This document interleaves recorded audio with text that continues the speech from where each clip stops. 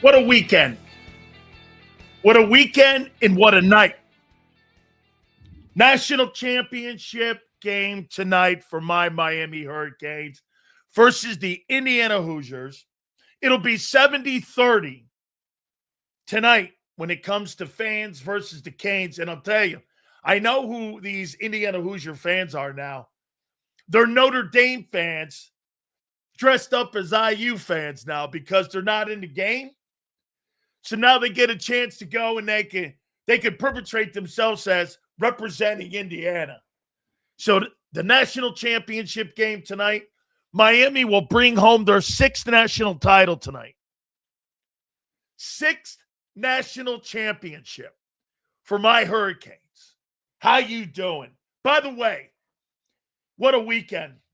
What a weekend in the divisional rounds. Compelling stories, to say the least. Saturday, Sunday. Now we have our AFC and NFC championship game set. No doubt about it. You look at the storylines, and this morning, we got some breaking news this morning with Sean McDermott being blown out as the head football coach of the Buffalo Bills. You had 9 years, dude. They moved Brandon Beane up to the front office, too. That means that the Pagulas, the owner of the Bills, have to have a plan. They have to have a plan. And there's two gigs right now that are the best gigs when it comes to being a head coach or potentially an offensive coordinator. And that is the Bills and the Baltimore Ravens because of the quarterbacks. Browns, Titans, Cardinals, those jobs suck. The Dolphin gig, I doubt is a good gig because of the owner. Okay? And make no mistake about it, the Philadelphia Eagle OC job, we're going to talk about it. Listen to these names. Every single one of these names that you're hearing bannered about now, Josh Grizzard is interviewing. He stunk in Tampa this last year. But you know why you can hire him? It's easy for Nick to control. Josh Grizzard got away from the run game. And he stunk in Tampa. Now, he was a scapegoat because of all the injuries they had on the football team, but he stinks. Charlie Weiss Jr., okay. Bobby Slowick, I guess. Mike Kafka, okay.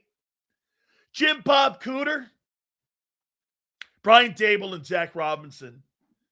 That's quite a name for the offensive coordinator's job in Philly. Really? To do what? I mean, dude, that's not inspiring. Looks to me like you're going to do the same old, same old. That's not that impressive of a group of names. It's just not. All right, let me get into some of the games and the storylines. Broncos end up beating the Bills 33-30 in overtime. That's the Saturday game. That was the first one. There's no doubt you cannot have 4 turnovers in a football game if you're Josh Allen. You can't have 2 INTs, and you can't have 2 fumbles. But Brandon Cooks can't be your number one go-to guy, too. There's no doubt, no excuses. He had a poor football game. But they were still in a position to take it to overtime to a team that the Eagles got beat by. And they were at their crib and went into their building and still had an opportunity to win. If he has one less turnover, the Bills come out of that game with a victory, and they're playing in the AFC Championship game. And they'd be playing the AFC Championship game in New England. Should have clearly won that ball game. However, and the referees at the end of the game, I'm with you. Park Avenue can't make those decisions. I'm completely in agreement, but you can't turn the football over. If you want to be a championship football team, and I'll give this to Jalen Hurts. Jalen Hurts is never going to make spectacular plays on a constant basis. That's not who that guy is. But he does not turn the football over in critical moments like that. He just doesn't. And that's why Sean McDermott got blown out. No doubt. I'll tell you what I do. If I'm the Buffalo Bills, I contact John Lynch and the San Francisco 49ers. And I say, how would you like to make a trade for Kyle Shanahan? And put Kyle Shanahan in Buffalo. I'll give you 2 ones for him. Here are the next 2 number 1 draft choices for Kyle Shanahan. And I would put that guy in the building. And I'd put Kyle Shanahan with Josh Allen. See how that rolls. Hiring another defensive coach is not going to get it done. I never liked McDermott, and I even made this and said this. Here, if that guy loses in Denver, he's going to be fired. And sure enough, he was blown out. I agree with folks. Allen can't turn the ball over. He cannot turn the ball over like that. The running back can't turn the ball over. It was a poorly played game. They were still in it to win that thing at the end of the game, though. Unfortunate news. Second to the last play of the game, you lose Bo Nix, and now Jarrett Stidham's got to be your starting quarterback. I don't think that guy's taken a snap or a meaningful snap since 23. I mean, the AFC Championship game was clearly played on Sunday between the Texans and the Patriots. We'll get to that game in a minute. The Seahawks absolutely destroyed the 49ers. Anybody in Philadelphia that thinks you would have went to Seattle and beat that team, you would have got your faces kicked in. Now, I know you would have went to Chicago. You're not beating that Seahawks team. The Seahawks are the best football team in football. That's the best football team right now playing in the NFL. And they got the NFC Championship game at home. They'd have kicked your ass. They've been playing with great momentum. They can turn the ball over. Their defense is underrated. Seahawks are going to win the Super Bowl. They're going to win the Super Bowl. They destroyed the 49ers. They were never in it. Then again, the 49ers should have never have been in that game whatsoever. That they were not. It was a limited football team. It was a football team that was a shell of itself. They were not going to be a team that was going to go into Seattle and win that game. And they got their faces kicked in 41-6. Hit the like button, guys. We appreciate it. Supers will go to the top. Sunday games. The Texans, no doubt about it. The Texans, what are they going to do with C.J. Stroud? I mean, are you going to pick that 5th-year option up on that guy? Do you really think he's the future of your football team? My family's in Florida rooting for the Canes. Talk about that game later on, but yes, looking forward to it, Kimbo. Thank you. I mean, do you pick the 5th-year option up? Do you look at him and go like this? Yeah, he's going to win us a Super Bowl, especially with that defense that you have. Okay? How about Caleb Williams throw to tie it? That was insane. Coming across the body, back in the end zone. He throws it in the peach basket. The guy catches it. It was freaking incredible. I'm going to talk about that game here in a minute. Patriots, though. Let me show you what ownership is. The Patriots are the best team and the best ownership in football. How many people agree with that? The New England Patriots are the best franchise in football today. Over the last 25 years, maybe 25 plus, maybe going around 28 years, the Patriots are the best franchise in football. Once again, who's better, Emrace? Let me guess. You think you're Eagles? Okay. Sills, I want to hit on you saying the Eagles will have a top 5 defense at 26. You think they're going to be better? I do. I think they're going to be better. So wait a minute. Emrace, you think the Eagles have a better franchise than what you do? You think the Eagles have a better franchise than the Patriots? Well, let's take a look at Bob Kraft since he's owned the team. He went to a Super Bowl with Parcells and Bledsoe. He went with Brady and Belichick. Now he's in an AFC championship game with a completely different regime and quarterback. Wake me up when that doesn't happen. I mean, 6 Super Bowls later, 11 appearances, 15 conference title games. How about this nugget? That in the last 15 years, either Kansas City or the Patriots have been in a conference championship game 15 consecutive years. You talk about dominating. The San Francisco loss to Seattle was more embarrassing to the Eagles than it was San Francisco. How the F you lose to an injured team like that goes to show you Nick can't coach. By the way, I'll hit up on that here in a minute. And Reyes needs to stop smoking crack. He'll never. Hey, Z, I missed the blue one. Guys, we appreciate you hitting the super chats. Thank you guys so much. Please send them over. We appreciate it. I've seen my team in 10 Super Bowls, about to be 11, M. Reyes. Shooter, they're going to another one. Patriots are going to play in Santa Clara. They're going to play in their 11th Super Bowl. Okay? They're going to play in their 11th Super Bowl. It's not even remotely close on how good an organization and owner Bob Kraft is. Okay? It's not even remotely close. Okay? I mean, hey, right? All right. Then the Rams and Bears. You know, it's funny. I heard John McMullen talking today to Jeff Kerr and Xander. He said that what was he thinking on third down? What was Nick Sirianni thinking on 4th and 11 when his season was on the line? So let me put this out there about Sean McVey.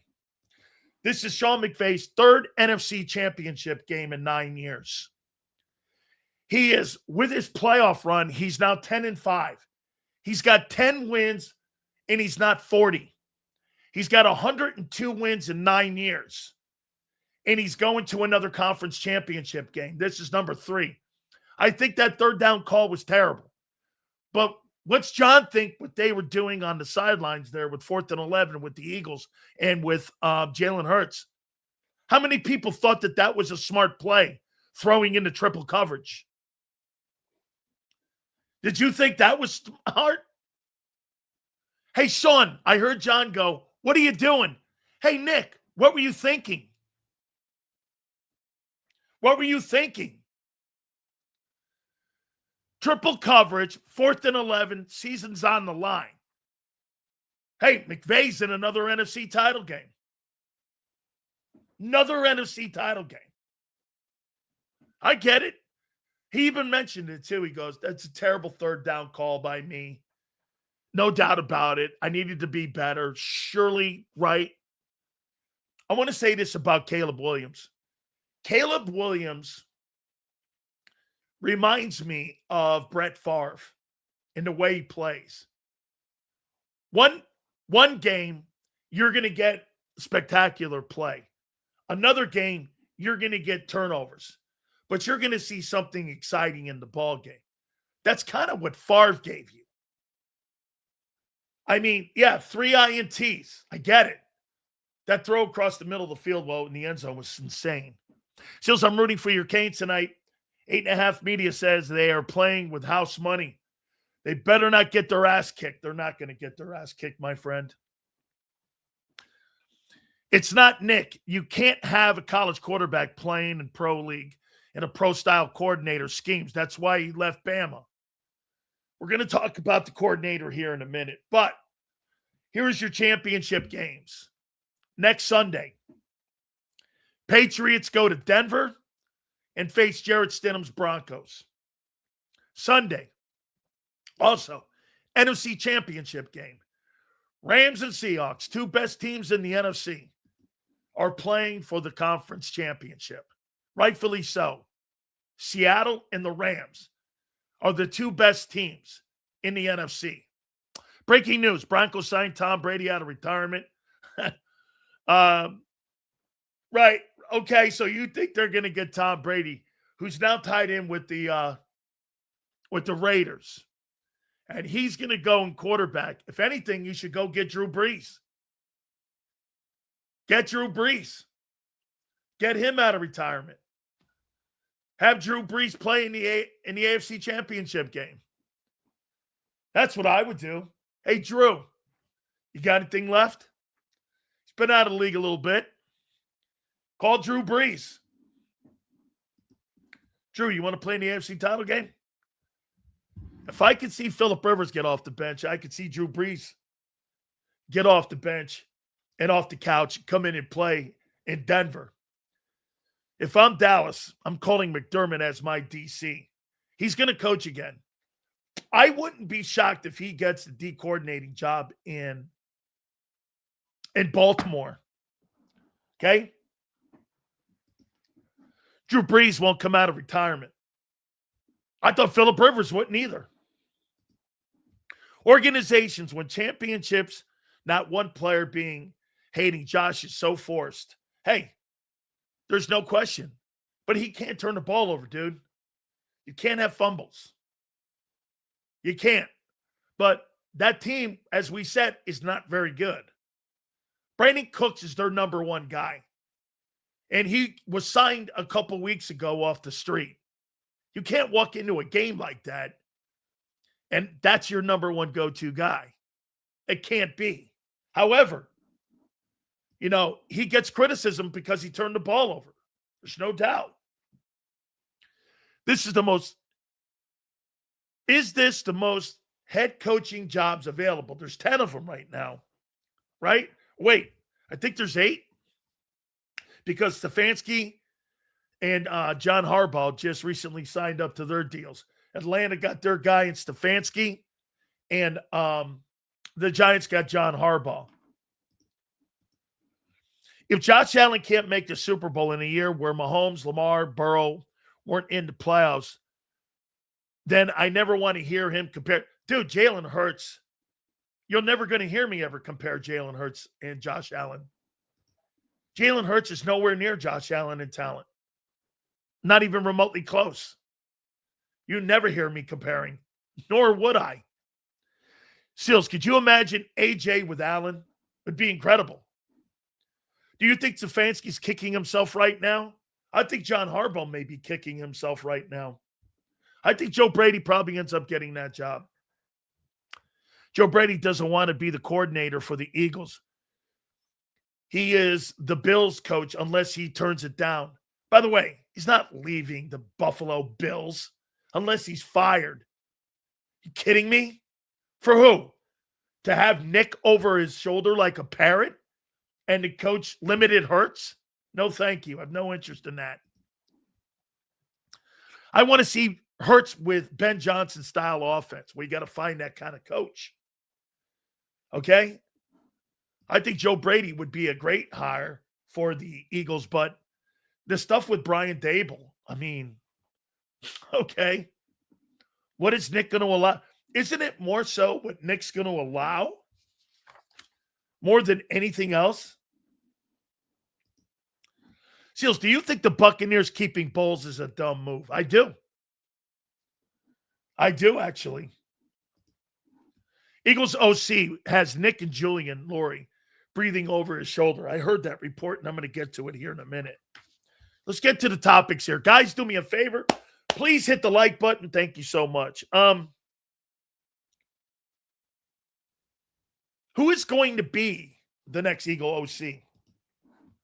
And by the way, who's picking this thing? Seals, remember what I said? There might be 10 head coaching jobs. Also, I wouldn't be surprised if McDermott becomes the DC for the New York Giants. I wouldn't either, Kyle. I appreciate that. So I'm hearing the GM, the owner's kid, Nick, and all these guys are in a conversation to bring in an offensive coordinator for who? Who? Here, the names that we're hearing. Zach Robinson, Brian Dable, Jim Bob Cooter, These are all guys, except for Charlie Weiss Jr., that have been fired, that have, they're like what Kellen Moore was in last year. They're not going to come into Philadelphia and want to bring a coaching staff in. When you hire a guy like Joe Brady, he wants to bring all of his people in. Those guys that you want to bring in, those guys you want to bring in, they're going to want they're going to want to have O-line coaching changes. Coordinators want to have passing coaches that work with them. Don't want Devil and Nick on the sideline. Two hotheads. Dude, Bobby Slowick might fit. These are all meathead guys. Hey, go get me. This is what we're running. Not one of these coaches are going to have autonomy in calling the offense. Not one of them. Super Chats go to the top. Big Z's going to join us at 3:30. At 4:30, we will talk to our friend Gary Cobb. And we'll get G. Cobb's thoughts in here. We'll make sure that, again, we get his thoughts on some of the candidates. So he'll be there at 4:30 for us. If I'm better money, I'm guessing Bobby Slowick as the next OC. Wouldn't mind the dude from Ole Miss, Charlie Weiss Jr., talking. Hey, Sills, if that was Jalen giving up those turnovers, I would never hear the end of it. Since it's Josh, I just said you can't turn the fucking ball over. What did you not hear? He takes criticism for it. What did you not hear? He can't go into Denver and turn the ball over 4 times. He can't. What are you saying? What, because he turned the ball over 4 times? You think he's better? It's the dumbest shit you guys bring up all the time. Josh Allen is a better talent and will always be a better talent. Just like Aaron Rodgers is a better talent than Tom Brady. What are you talking about? There are better players. Folks, I'm not debating that any longer. You could sit in your corner and make these things up that aren't true. They're not true. I want Charlie Weiss, fresh blood in the National Football League. Dude, you just went through a coordinator that had no NFL experience on play calling. And you want to do this again? Okay? Of course you would. Who's making the call, though? So let me get this right. Here. Just because the Philadelphia Eagles tell you something in a press conference, you people still believe that shit. I heard Xander and John and Jeff Kerr debating on who's making the call for the hire. So you really believe, and if you believe this in the last 3 years, so Nick Sirianni made the call to fire Brian Johnson at the end of the year. Then you also believe that Nick Sirianni made the call to fire Sean Desai when they were 10-1. Then you believe that Nick Sirianni, 2 years later, hired a guy in Kevin Patullo with no experience, and it showed. Why in the world would you go down that lane again? Allow that guy to pick your coach. Jeffrey Lurie's not a stupid dude. If Allen hits the open market, Eagles would be the first team up. Of course they would. They'd move off of Hurts in a New York second. Quarterback talent doesn't mean shit when you're a turnover machine. Well, Allen's not a turnover machine. He was on Sunday. Actually, when you throw the ball a lot in Philadelphia, you become a turnover machine. That's why he doesn't throw it. Sills, they gave the PR answer after the game, but if I'm anyone on the Texans, that isn't named Stroud. I'm sick to my stomach. What a performance. He was terrible, man. What was it, 4 picks in the first half? He was terrible. So let me ask you, you're going to allow Nick Sirianni to make the head coach and give the head coach the say in hiring the OC after the last 3 years? It's been a shit show in some of his hires. Are you really? Are you going to give Nick a chance to hire again? Where he's gotten 2 coordinators fired in 2 years. You're going to do that? Really? Same guy who made the decision. I said, I don't believe he is. I think, like I said, I think they set the deck. Hey, Nick, here's the 10 people we like. Who do you like? This guy, and this guy. It's a loaded deck. So, in theory, he does get the pick. I like these guys, and that guy out of 10. Maybe he's got 5 guys. And that's how Howie does business. Same thing when he's talking about a player. Hey, we're looking at the DB from Toledo. Hey, I know the head coach. The head coach thinks he's great. Awesome. That just made me want to go ahead and pick the kid, Mitchell. Phenomenal.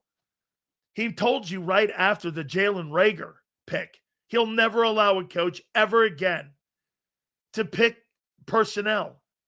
Final call will always be him. So how he's going to do this, he's going to pick the roster. Okay? He's going to pick the roster. And then he's going to allow Nick to make these hires that have been up and down? No way. You're not going to give a guy an opportunity to coach. Coaches that this guy has been miserable at when he misses. He's been miserable. Why in the world would you put that in his hand? And look at the names. You see, Nick's got the advantage of this. He's 50-18. He don't have to really make a big-time hire, and he's not. Folks, if you guys think the Eagles are going to hire a big name, they are not. They're not going to hire that. Okay? Bring in Mike McDaniel. Why? Why in the world would I want a coach where I can't use my playbook? The OC job in Philly's not a great job because Nick Sirianni's there. And hey, wait a minute.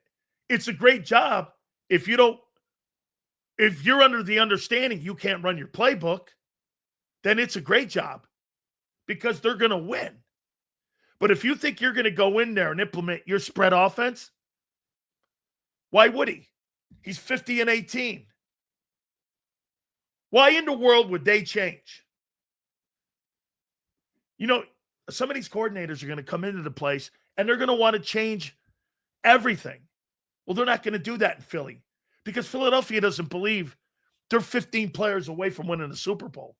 They think they're a coordinator away and health away from winning a Super Bowl. Do we agree? The mentality of the organization right now in Philadelphia is they believe that they're a coordinator and health away from winning the Super Bowl. Do you agree with that? Yeah, I need a rim job, Cooter. Got it. Thank you very much. Thanks for the super, I guess. I mean, they think they're close. Give Nick a toy phone that lights up and makes sounds when he presses the button so he can pretend to contribute to the adults making decisions. Okay? Hey, Sills, what happened to your child boy Josh Allen getting over the hump? I put money on the Bills and the TD by him. By the way, the RB got to go. Too many fumbles. Allen had a poor game. Same way that Hurts had a shit game against the 49ers in an awful team. Mike Kafka, a lot of people like him. Sills, just let Nick call the plays for a whole year and he fails, get rid of him. I'm done with having a new OC. He's going to override their decisions. He's overridden the decisions, though, and they've won. Okay? And they've won. Look, I'm going to make one more comment on Allen here. I got him here as a topic. Can't turn the ball over. And the reason they fired the coach and elevated Brandon Beam and took him away from the personnel, they need to do things different in Buffalo. In theory, Brandon Beam got fired, and they put him in the president's role. They're going to bring a general manager in, and they've got to get better talent around the kid. Once again, no excuses for 4 turnovers. Can't turn the ball over. And again, they still had a shot in overtime to win it. And if you're going to talk about the referees, I mean, you can't be put in that position. Allen doesn't have the kill. Ridiculous. In Buffalo, it's a quarterback. It's been 8 years. Yeah, you got to put better time. Like I said to you guys before, there's not one football player on that team outside the running back and the quarterback who could start in the Eagle offense. Not one. Not one. Not one player could start in Buffalo. And on defense, not one player could start on Buffalo's defense. It's just not a very good football team.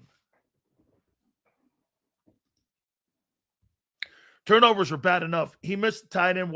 Bro, he didn't have a good game. No doubt. What does that have to do with Josh Allen not being a great player? Pete got promoted, Sills. He didn't get promoted. When you're moved out of the general manager's role, you don't have a say in personnel anymore. He's not going to be the head of he's not going to be the head of personnel. Brandon Beam's the problem. He's not the solution. He's the problem. The reason they moved the GM so they could get a talent evaluator in there. They need somebody like a Nick Caserio in there. Okay? See here. Josh Allen played clean game, no turnovers, he wins.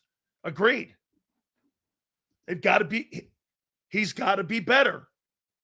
Like Hurts had to be better in the San Francisco game. Happens, doesn't it? Sills, I might take either the safeties or the corners over Dorian Sidney Brown. Jokes aside, I agree, Sills. Yeah, there's nothing in Buffalo. You put A.J. Brown with him, you got a different outcome. Josh Allen was pressing bad. You could tell he wanted to put Superman cape on. Almost did at the end, even with the turnovers. He almost won the ball game for them. Can't turn it over, dude. I think if he turns the ball over one time less, I think they win that football game. Okay? How many times has he choked, Sileo? I don't know about choking. I know he played bad. Bro, who on that team played well? Who in Buffalo played well? Name me one player who played well. And they still lost in overtime. Who played well? There's no A.J. Brown, Devontae Smith, Saquon Barkley. Kincaid probably was their best player. I'll give you that. Kincaid. He was pretty good. He was pretty good. I agree. AJ's value plummeted from this wild card game. The whole season, really, we'd be lucky to get a second-round pick for him at this point. Absolutely. Again, where in the world did you say I haven't been right on with what I've said about the guy? Can't turn the ball over, and that team has not been good all year. It's not an apologist. It's a realist. You're not the realist. Bro, Jalen Hurts is not a better football player than Josh Allen. End of story. End of story. He's not a better player. Josh not winning a Super Bowl, this was the year he's going to go down the path of Marino. All right. Hey, Denny, if he does go down that path, not winning a Super Bowl like Marino, or even getting to one. Does that mean that Jalen Hurts is a better player than Dan Marino? Because he's been to 2 and won one? Denny, do you believe that Jalen Hurts is a better player than Dan Marino? Yes or no? How many people in here actually, maybe I should ask that question. Because Dan Marino never won a Super Bowl,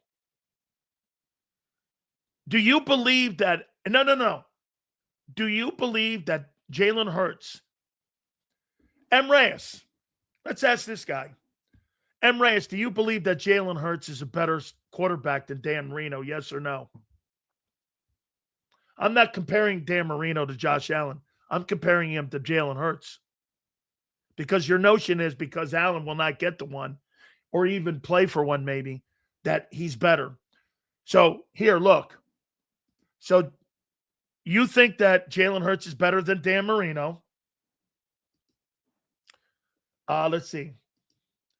Dan, I asked you, do you believe that he's a better player? Hey, Z, I missed that super chat.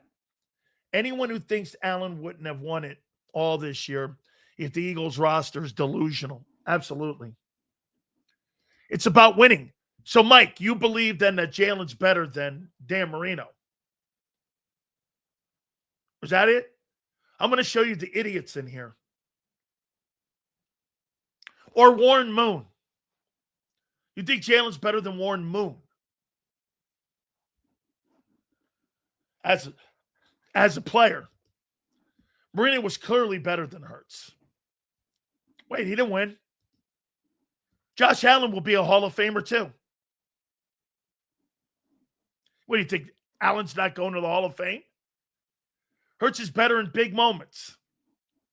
You mean like Jim Plunkett? He was too. Actually, he's won 2 Super Bowls and an MVP. He's nowhere near the Hall of Fame.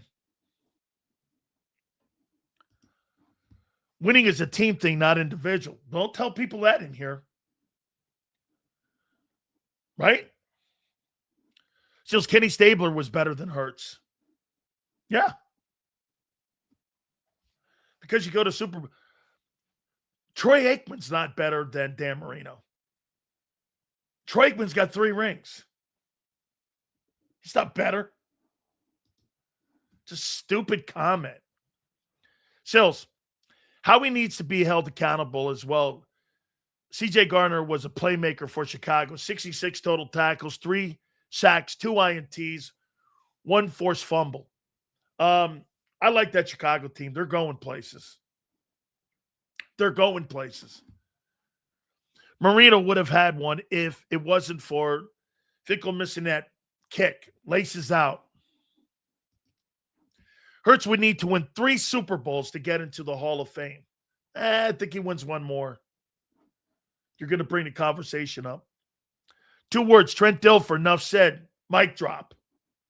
Look, I'm going to make it clear again.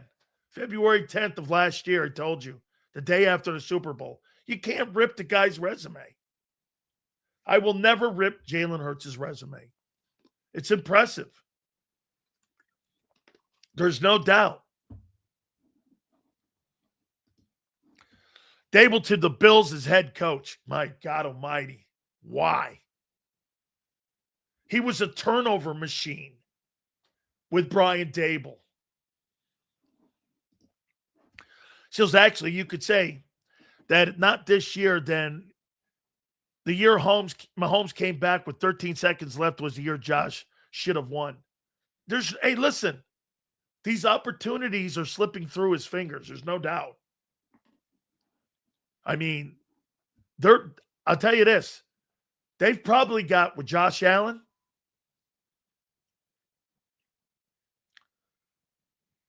They probably got 4 more years to get it done, or it's over. Every comment Sale says is Hurts. Bro, you bring it up. I don't. I was talking about the divisional games.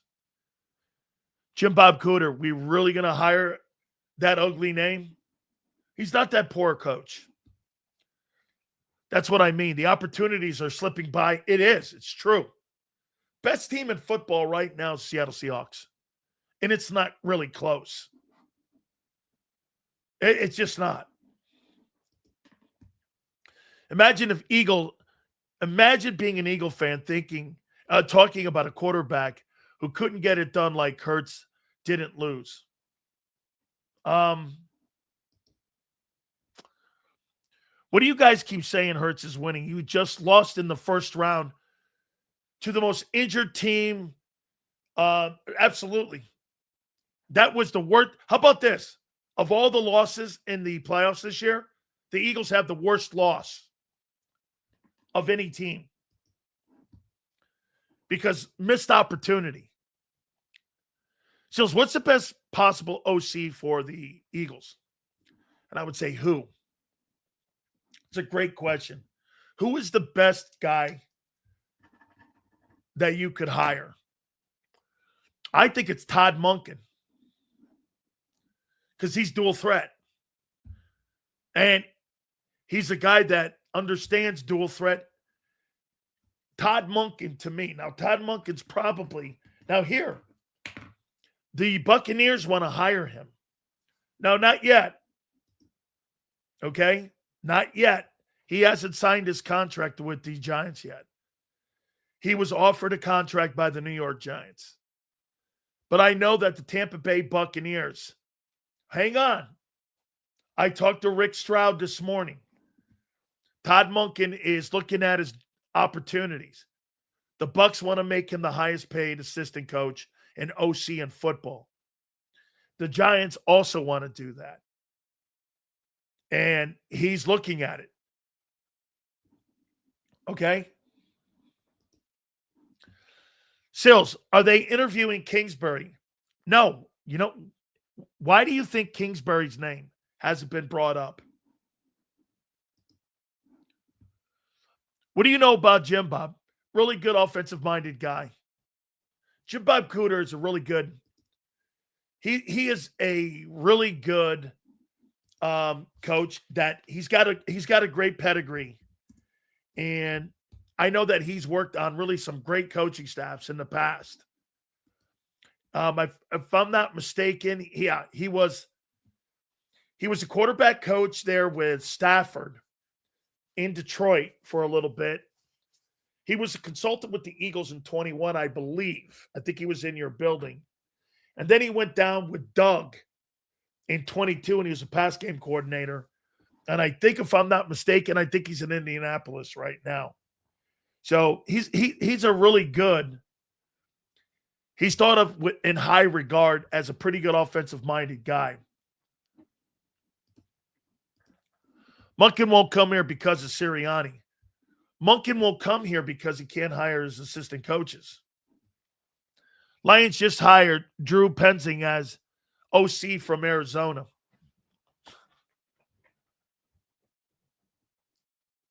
I mean, okay. You notice why that is? Mike McDaniel didn't get that job. Why? Because Dan Campbell wants to have control of the offense. And he doesn't want to fire O-line coaches. He doesn't want to hire wide receiver coaches. So this makes sense. I mean, very underwhelming for Jared Goff. That's who they hired? What did he do in Arizona? Did he make Kyler Murray better? Completely two different styles of coordinator. Kyler Murray, Jared Goff? That's a terrible hire. But Dan Campbell keeps control of the offense. He's going to have autonomy? Okay. Y'all just mad because the Eagles is probably the only team in the NFC that can beat the Seahawks. Stop talking like that's delusion. You just got beat by the shittiest team. You would have been murdered by that Seahawks team. They would have murdered you. Beat the Niners. That's delusional thinking. You really think you were going to beat the Seahawks when you couldn't get past the Niners? That's wishful thinking, kid. Football's not a 7-game series. Okay? I mean, we would have beat them. We would have beat them. Yeah, I'm sure you would have. in your sleep. Seals, they won't hire an OC that threatens Sirianni's job. It'll be a Timu OC signing. I agree. Do you think the McDermott firing was a function of some degree of old-time coaches, Harbaugh, Tomlin, being sent packing, copycat league? A little bit, Slagger. Okay? A little bit. Yes. Couldn't even beat the Giants one game. Hater? Why? Because they said you couldn't take care of business against San Francisco? That's hating? Okay. I'm a hater then. Because you couldn't take care of business versus the depleted 49er team. That's hating. That's hating? That's a missed opportunity. The same way Buffalo missed an opportunity in Denver. That's a missed opportunity. Well, the Lions just hired a nobody OC. Well, so will the Eagles. I'm listening to Xander and John and Jeff Kurd today. They're coming up with these names, and I'm going like, put their names in a hat and pick one out and go from there. It's not going to matter. Why are you making this? Get this here. You guys know that the firing of Kevin Patullo was an insignificant firing. But you think the hiring of an OC is going to make the offense what? More explosive? What? Kellen Moore couldn't even put his own offense in. What are you talking about? Those names are put out there for a reason. You're not hiring Cliff Kingsbury. You know why? He wants to fire Jeff Stoutland. That's not autonomy. That's Eagles autonomy. See, when the Eagles tell you they are giving an OC autonomy, well, that has their guardrails to it. Yeah, we're going to give them autonomy the way we want the offense to look. They want to hire a coordinator, say they're giving him autonomy, and not give him autonomy. That's the hiring of assistants. J.K. Dobbins might play in the AFC Championship. Huge. How about this too, Leon? How about Milton Williams? This will be the third time third time in 4 years that Milton Williams is now playing in a conference championship game? Wow. Pretty impressive, don't you think? I mean, hey, Milton, that's pretty good stuff, isn't it? A third-round draft choice that you guys developed. Got him paid. He was a beast in that game. The Patriots defense is underrated. Milton Williams was a force. I'll make this point to you. Milton Williams looked like, and he looked better than any Eagle D lineman this year playing in New England this season. There's not one lineman you had this year playing in Philly that looked better than that guy in New England. Not one. Not one. He was killing that team. I'm watching him, and he was all over Stroud. I mean, you're watching it and you're going, did anybody in Philadelphia play better than this guy this year? No, he did not play better than Jordan Davis. No, he did not. Okay? No, he did not. How come we didn't keep him? Hey, here. if you do give Jalen Carter the contract, you kind of have to. But if they punt down the road and they pick up the fifth-year option and they punt that down the road and you let Sweat and him go, well, you weren't trying to do it to save money and sign people then. See this here? 95 million reasons why? Okay. If they don't sign Carter to an extension and pay him $32 million in this offseason, that was a mistake.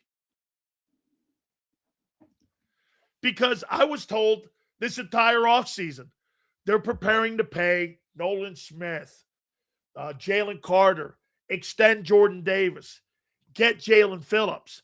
Well, if you let that guy walk, Jalen Phillips, and you don't sign Carter, all that bullshit you were telling me in the offseason turned out to be not for what you thought it was going to be because they punted. And you let good football players out of the building. You let them walk. I think Howie's going after Myles. No, he's not. Myles Garrett. And doing what? Picking up $41 million? Never happened. Okay? Never happened. Nolan Smith last year, he stays injured. Nolan Smith. Guy was on a milk carton this year. Nolan Smith. As a matter of fact, how many people think Nolan Smith's the 30th pick in the draft? If you traded Nolan Smith, what would you get in return for him? If you traded Cooper DeJean, you'd probably get a 1 in something else. Q, the same thing.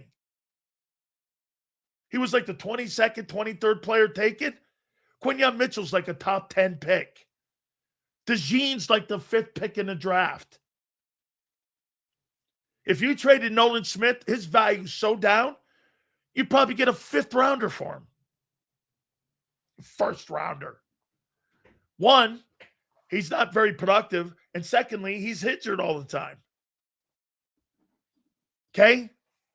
4th round, 30th pick. You're 2 years removed from that.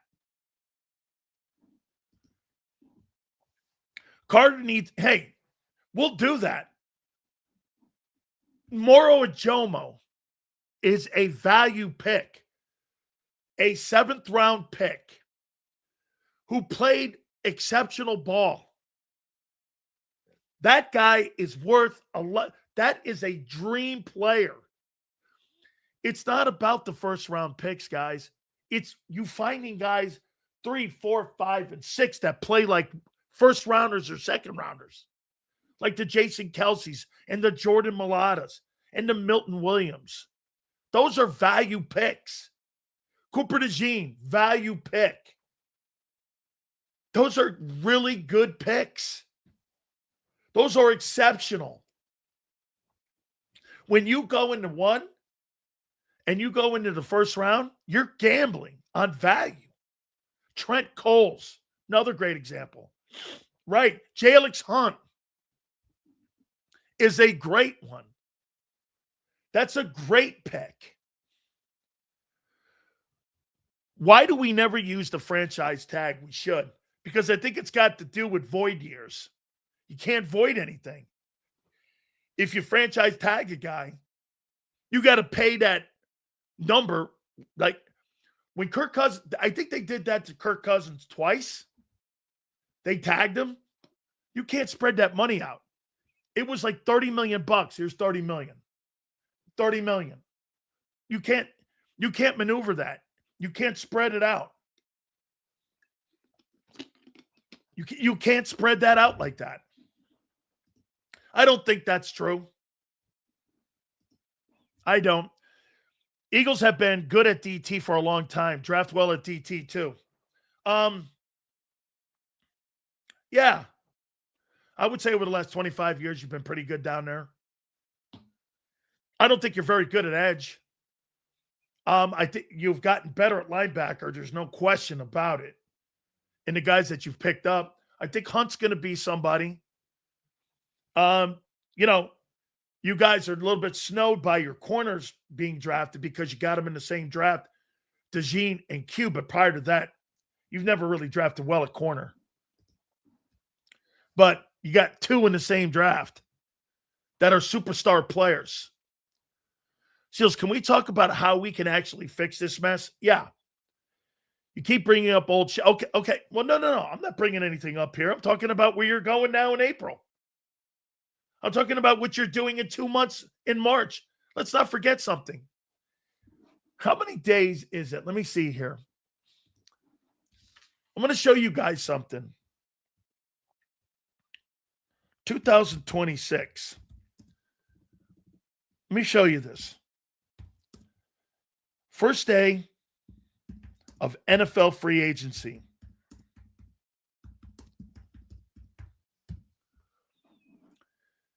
Is March 11th. Okay? March 11th is the first day of NFL free agency. So let's take a look at that. Okay? How many days until March 11th? You got 50 days right now to figure out what you're going to do in free agent. You got a month and a little over a month to figure it out. It's coming right now. And when the NFL calendar flips, are you signing Carter or not? 50 days. 50 days until you have to figure out who you're keeping, Reed, what you're doing with Jalen Phillips. What are you doing? You have 50 days to figure this out. Hey, here's another one. 50 days until free agency. And here, when is the NFL New Year start officially?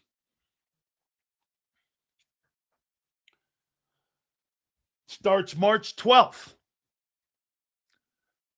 The day after.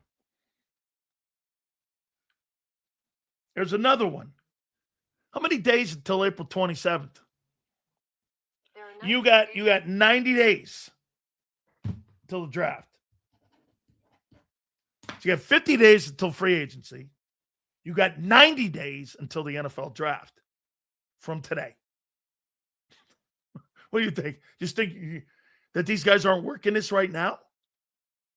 And what they're going to do in preparing? You don't even have an offensive coordinator yet. That's why it's imperative to figure out. Don't you think it's important to get your coordinator in?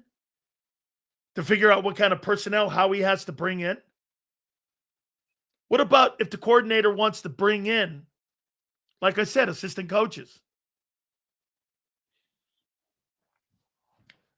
You're making it sound like you have months to decide all this. Dude, you got weeks. You got weeks to figure this out. You guys are looking at it, what we just got done last week. Hey, the NFL is a moving tide. You're making it seem like, well, we got all the. You don't got all this time. You got to figure out if you're going to go. First and foremost, you got to figure out whether or not you're going to extend Jalen Carter and give him a contract extension, or you're going to give him the 5th year. Okay? Ben Johnson might have got the Bears there, but his terrible play calling cost them that game. I think weather had a lot to do with that game as well. That was a pretty tough environment to play in. I'll give Xander a lot of love here, man. Stafford, being raised in Michigan, he don't give a shit about. Now, he played better in Philly and got a better result in Chicago yesterday. But that dude can play in weather. Yeah, he's a dome dude, but the weather doesn't shake that guy. He is a good player, man. Literally, everybody has a sense of urgency on the OC pick. Okay? No shit, guy. Congratulations for the obvious. Vrabel's a hell of a coach, too. Taking the Patriots from 4-13 last year to the AFC Championship game. How that guy's not the head coach of Cam Ward in Tennessee blows my mind. How in the world do you fire that guy? Oh, by the way, I'm going to ask this question one more time. So if Sam Darnold takes his football team to the Super Bowl and wins it, is he elite? Yes or no? Say he wins the MVP. You're going to start calling him elite too like you do Hurts?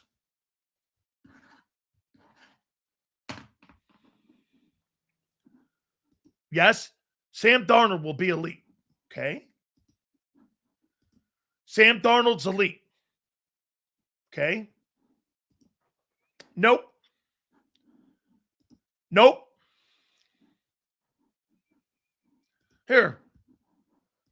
Nah, not after one Super Bowl visit. Maybe after two like Hurts. Now he's giving credit for losing a game. Should give that to Donovan McNabb then too. Says, I got to believe with the philosophy Reed and Banner implemented, how we will be drafting Lane's replacement in round one. Maybe. If he loses and comes back 2 years later with a different play caller, then he's elite. Really? You think Jalen Hurts is an elite quarterback in the pocket? My God, some of you guys are just dumb as rocks.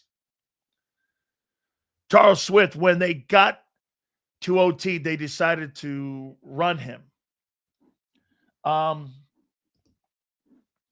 We need Mike McDaniels. For what? You think you're going to run a spread offense under Nick Sirianni's 50-18?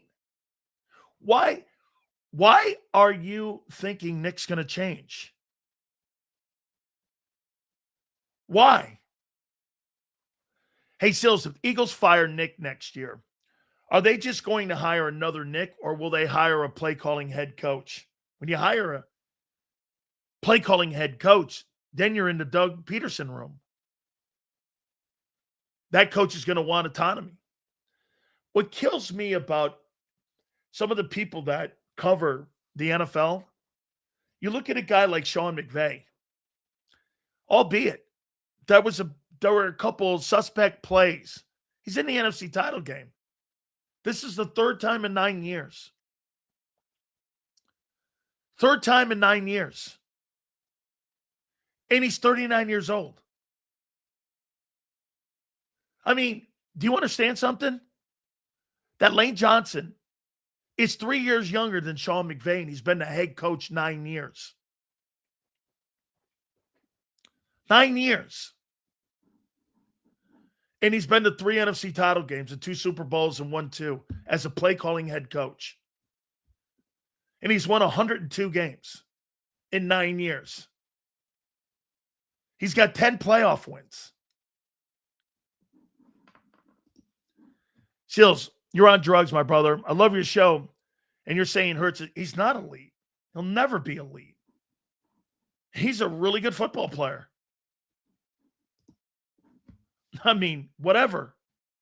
Hey, man, we'll agree to disagree. Seals, I really believe Nick is getting stripped of making this hire. If Howie and Lurie want to hire McDaniels, Brady, or Monken, they will and literally give Nick just focus on being the rah-rah guy.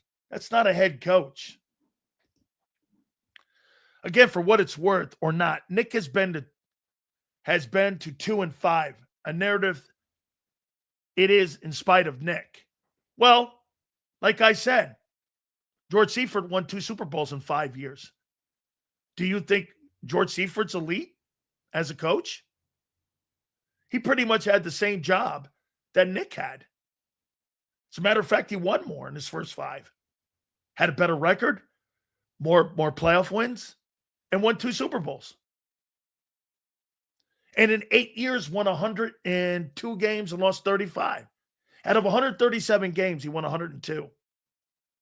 They fired him. Are you trying to tell me you think Nick Sirianni had a better coaching career than George Seifert? He won 2 Super Bowls. Went to 6 conference championship games in his 8 years coaching. What are you talking about?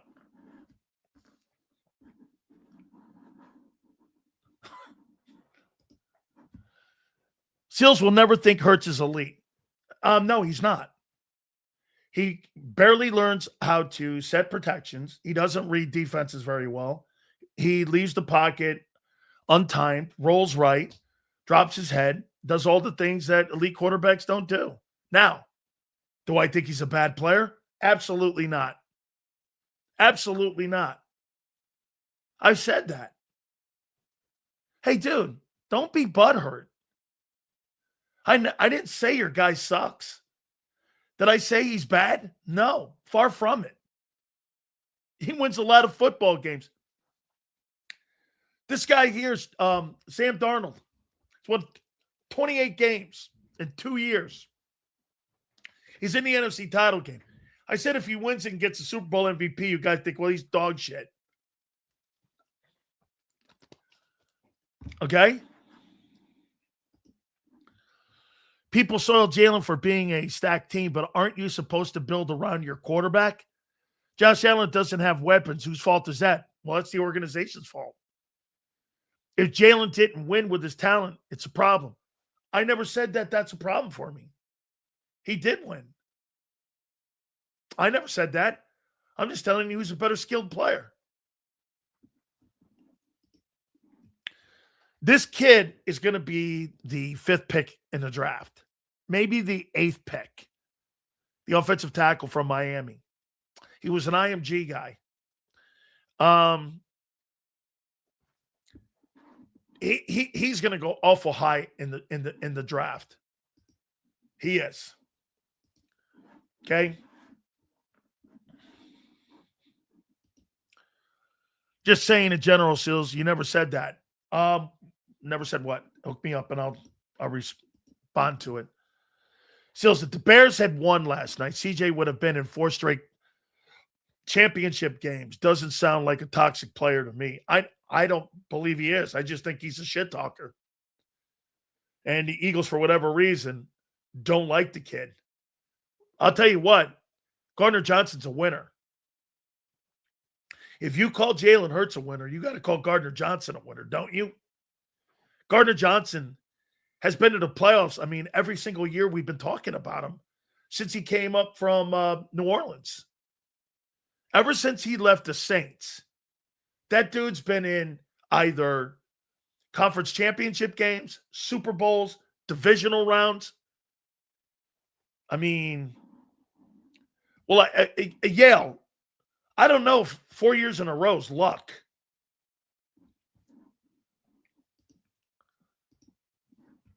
I mean, then it's lucky it hurts then too.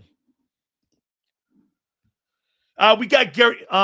Who's the guest today, Sells? And hopefully it's a good national championship game tonight. I can't wait to see it.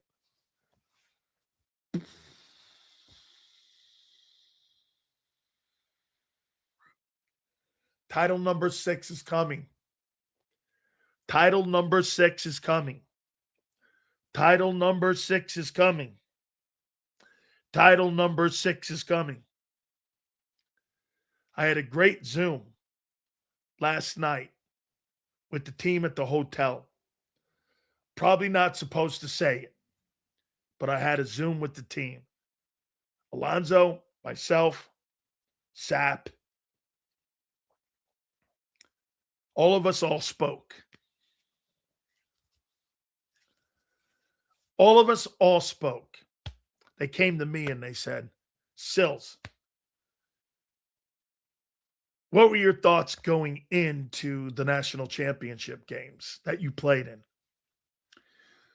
I told these dudes I couldn't wait for that moment.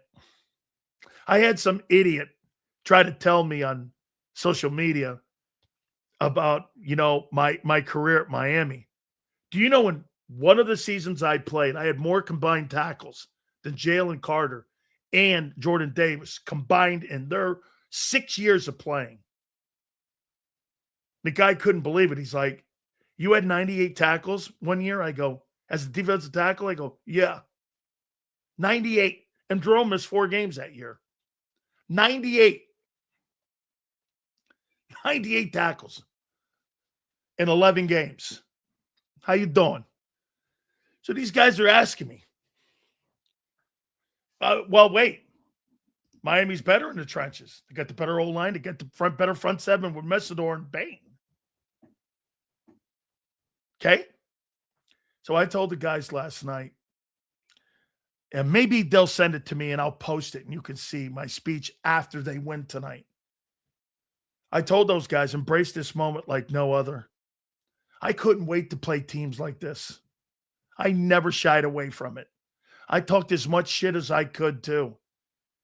I did prior to the game, during the game, it didn't matter where I was because I believed and I knew you were not going to beat me. And I had teammates that you were not going to beat. How much coke Irvin snorting tonight, Sells? You guys don't get the guy. You never will. You don't understand a champion. Michael Irvin has won state championships, 2 of them, at St. Thomas Aquinas. He won a national championship in college. He won 3 Super Bowls in the NFL.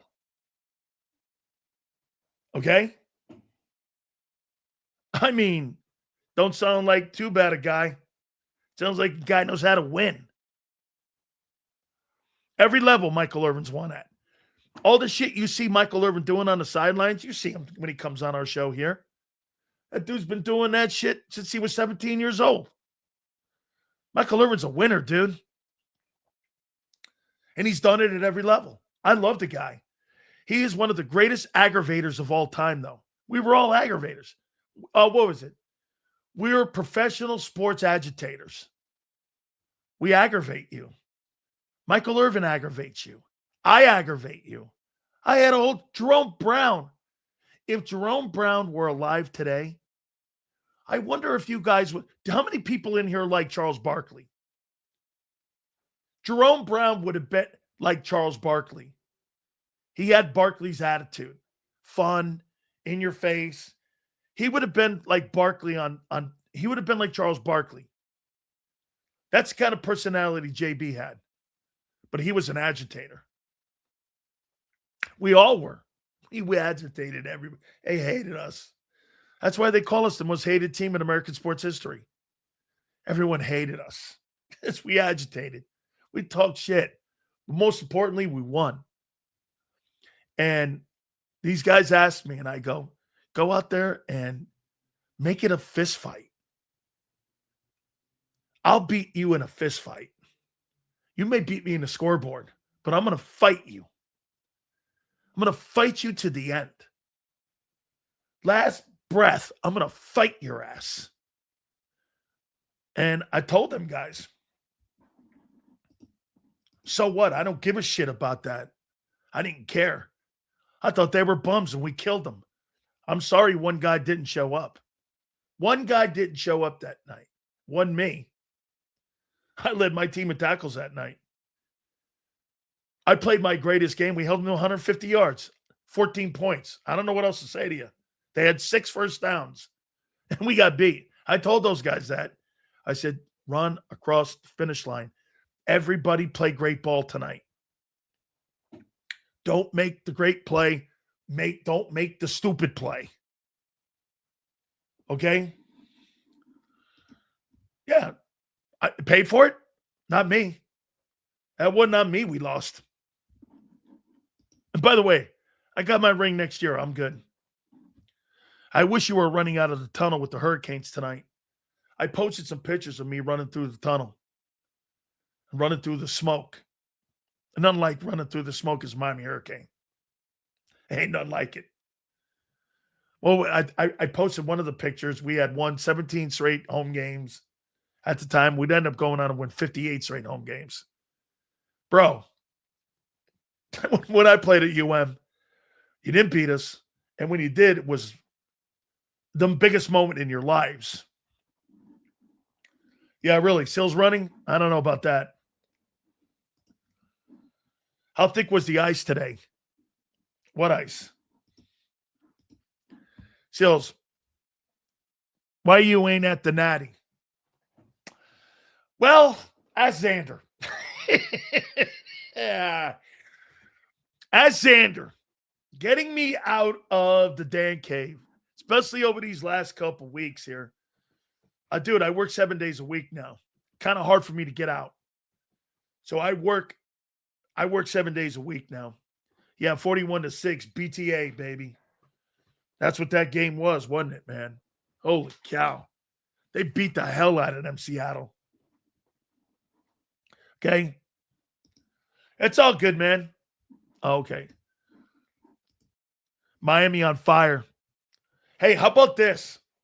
$700 for parking tonight. Bro, I got 2 national title rings. Okay? I'm good.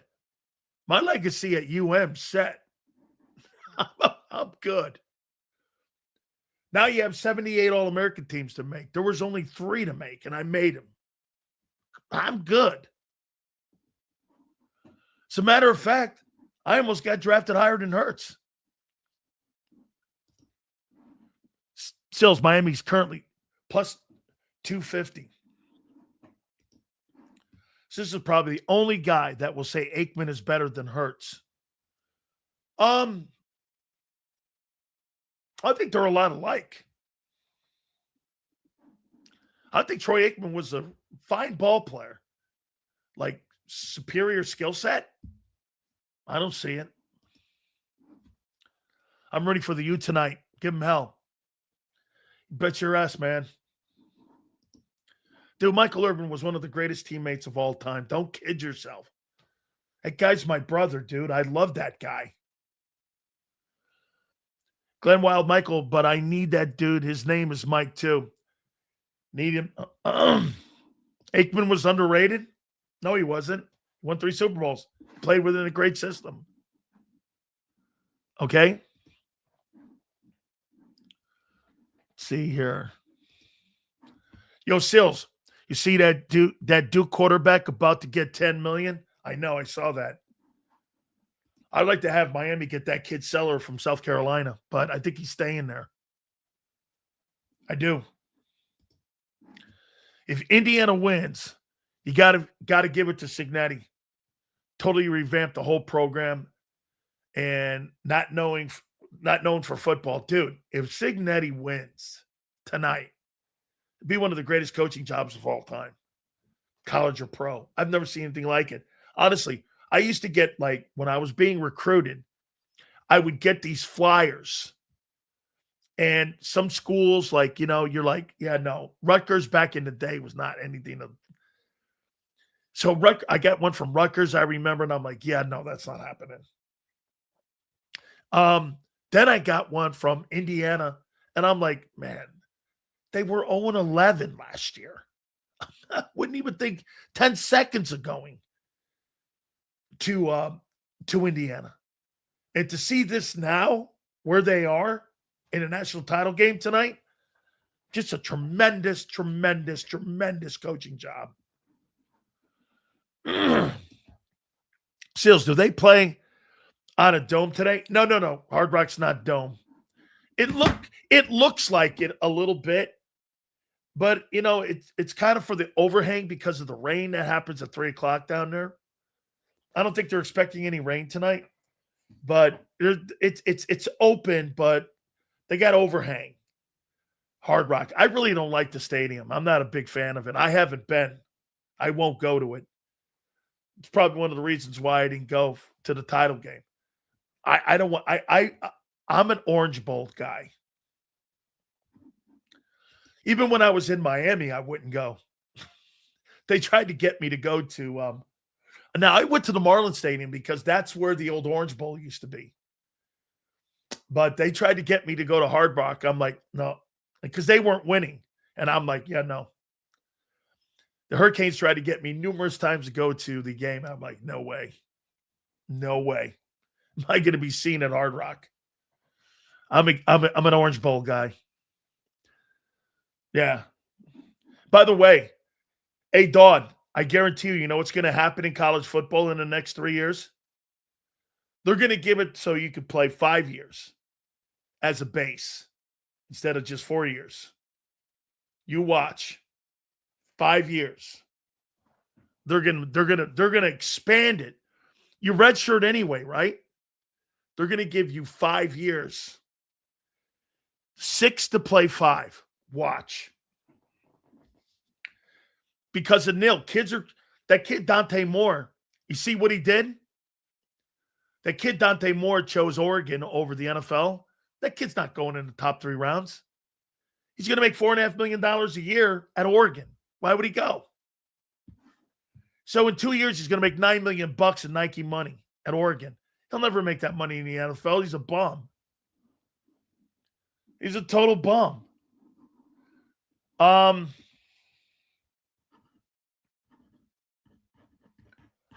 26-24. Hurricanes. Fletcher's got to go for 150 tonight. If Miami doesn't get 150 yards rushing tonight, they'll lose. And you've got to hold, and you've got to pressure Mendoza. If they can put Mendoza on his back like Ohio State did in the Big Ten championship game, they've got to make that game look like the Ohio State game because Indiana's physical. But they're not. Now, here, you show me on Indiana's schedule, Miami played a tougher road to get there. Seals, please explain to me how Carson Beck, who graduated 2 years ago, I believe, was still able to play. I think he got hurt, and he got a medical hardship, and he petitioned the NC2A, and they granted it. I don't know why they haven't done that for Trinidad Chambliss because, now it's going to federal court. But they granted Carson Beck. I think he had a medical red shirt, and they approved it. So get this. The tickets are $4,000 a piece. Take a look at the ticket prices. $4,000 for a nosebleed section. $4,000. Okay? Talking to NFL executives, Diane Rossini, around the league, Buffalo's next head football coach, the name that keeps coming up, he's Buffalo native and someone Josh Allen loves, Brian Dable. My guess is that Joe Brady's availability, depending on what happens there. Right. So if that's the case, and Dable goes back to Josh Allen, Joe Brady would be open. That would be a good hire for the Eagles if that goes down. So this is Albert Breer on Mike McDaniel. Mike McDaniel has made the rounds, and if I had to guess, he'll probably wind up as the offensive coordinator next week for the Tampa Bay Buccaneers. If he does a good job, he could set up Todd Bowles as eventual successor. Now, here's the deal with that. This is what I'm hearing from Rick Stroud. They're going to make him the highest paid OC in football, which is going to pay him around $5 million. So Todd Bowles makes 10. That's a lot of heat.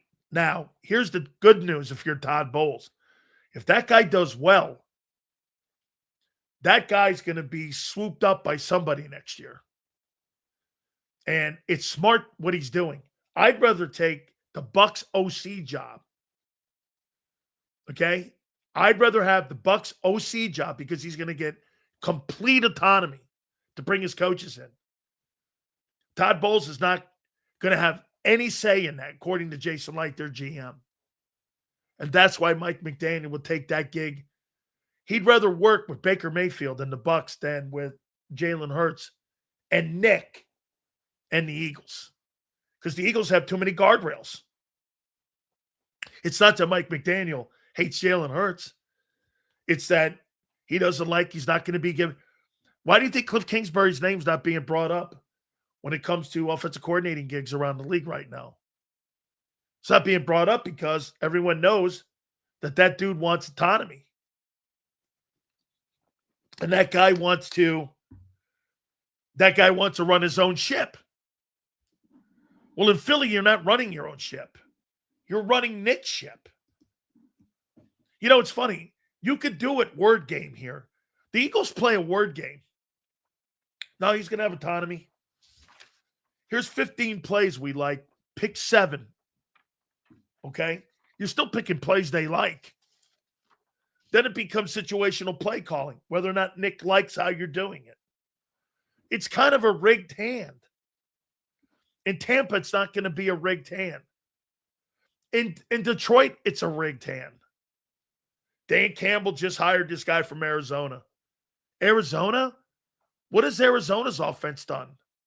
Wake me up when you tell me.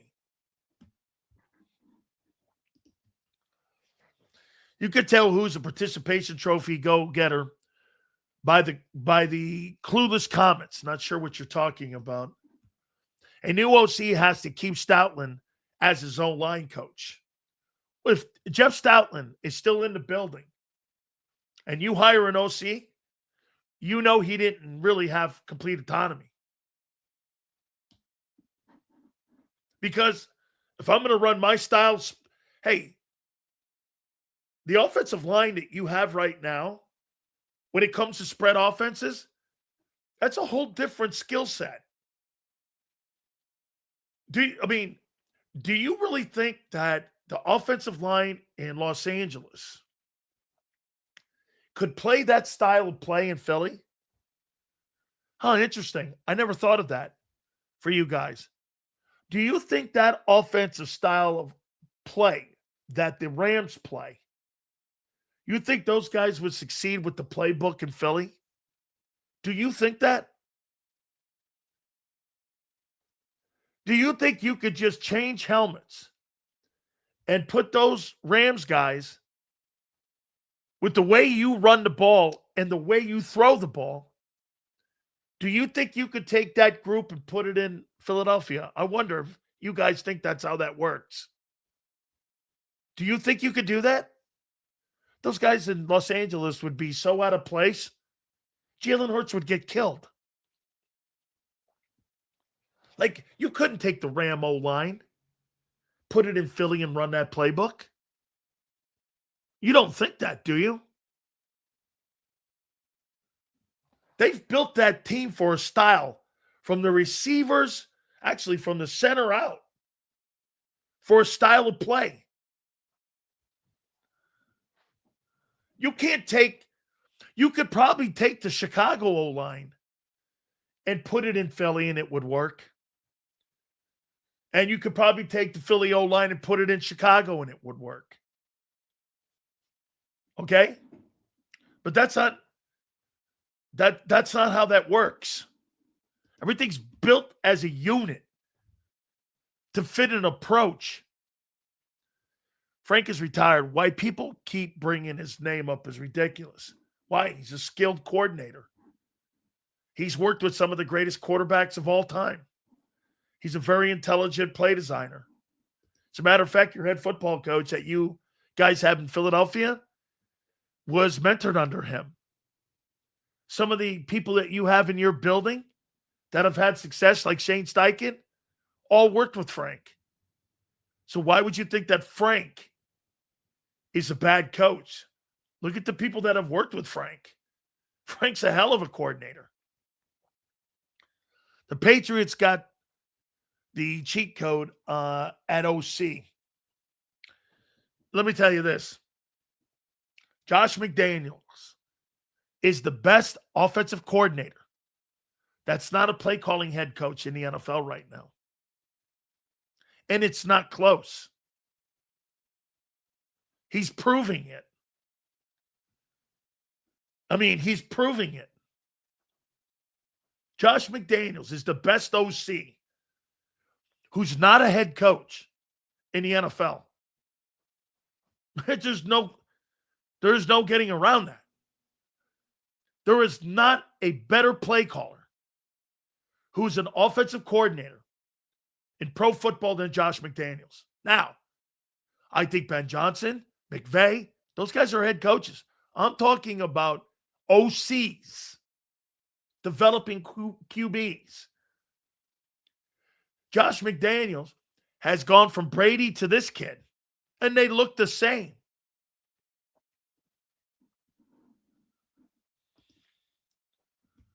It's easy to beat a Texans team with C.J. Stroud gifting teams turnovers. That's not a Patriots problem. That's a Texans problem. Just like you ran into San Francisco. That's not San Francisco's problem. You farted all over Lincoln Financial and you shit all over the field for 60 minutes. That wasn't a 49er issue. That was a Philadelphia Eagle issue. Okay? I mean, that's not the Patriots' job to worry about the Stroud turnovers. Just like it's not the 49ers' responsibility to worry about your offense and how it sputtered all year long, including the wild card game against the Niners. I mean, I like how you apply those things. Well, Stroud turned the ball over, and you played like shit against San Fran. That's not San Francisco's fault. That's your fault. How does Jaden Daniels' future look?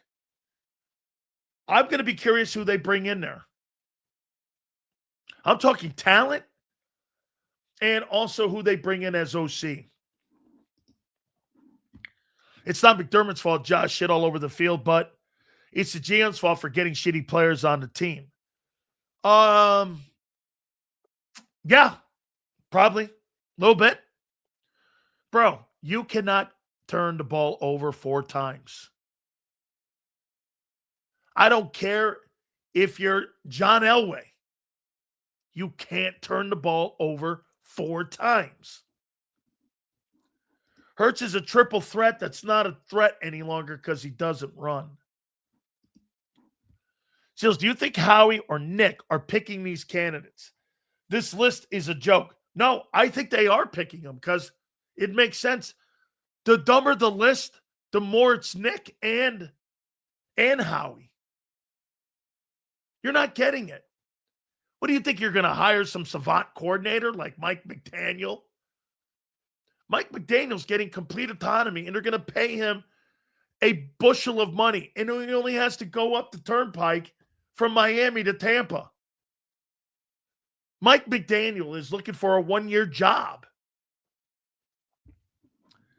Sills, do you think that Hurts would struggle in McDaniel's offense? Yes, I think he would struggle in McVey's offense. But then again, Stafford would struggle in the Eagle offense. You guys don't get it. You build an offense to the quarterback's skill. Whether it's Stafford or it's Hurts. Do you think all these styles and all of these systems are the same and you can interchange quarterbacks from team to team? You're out of your mind. There are 32 different offensive systems that they have for 32 different quarterbacks. You didn't have the same offense for Nick Foles when Wentz went down. By the way, people are already in Denver going, Philly did it. Philly did it with Nick Foles. I'm like, yeah, but you have Jarrett Stidham. you got Jarrett Stidham. All right. Dude, $4,000 for the tickets tonight. $750 for the parking. How you doing? For tonight's Natty. Without further ado, great conversation today on Bird 365. I watched it. Without further ado, my guy, Big Zig, Xander Krause joins us now. How you doing, big brother? What is up, Big Sills? A big one for Big Sills today with Miami and the Natty. You think Indiana? I always like to be honest about my teams, about your teams. I do think it's an uphill battle for your squad tonight. That's a team that's played really good football this year. They've dominated some of the best teams in college football. They have all of the momentum, if you will. Miami's got a good bit of momentum too. They've beaten and they're home good teams. Yeah, they've beaten some really good teams. Miami's at home, but Indiana's a good team. I can't wait. It's going to be a great game, man. I'm really hoping that Miami wins. I really want to see Miami win tonight. For you, obviously. Man, to win number 6 since 1983.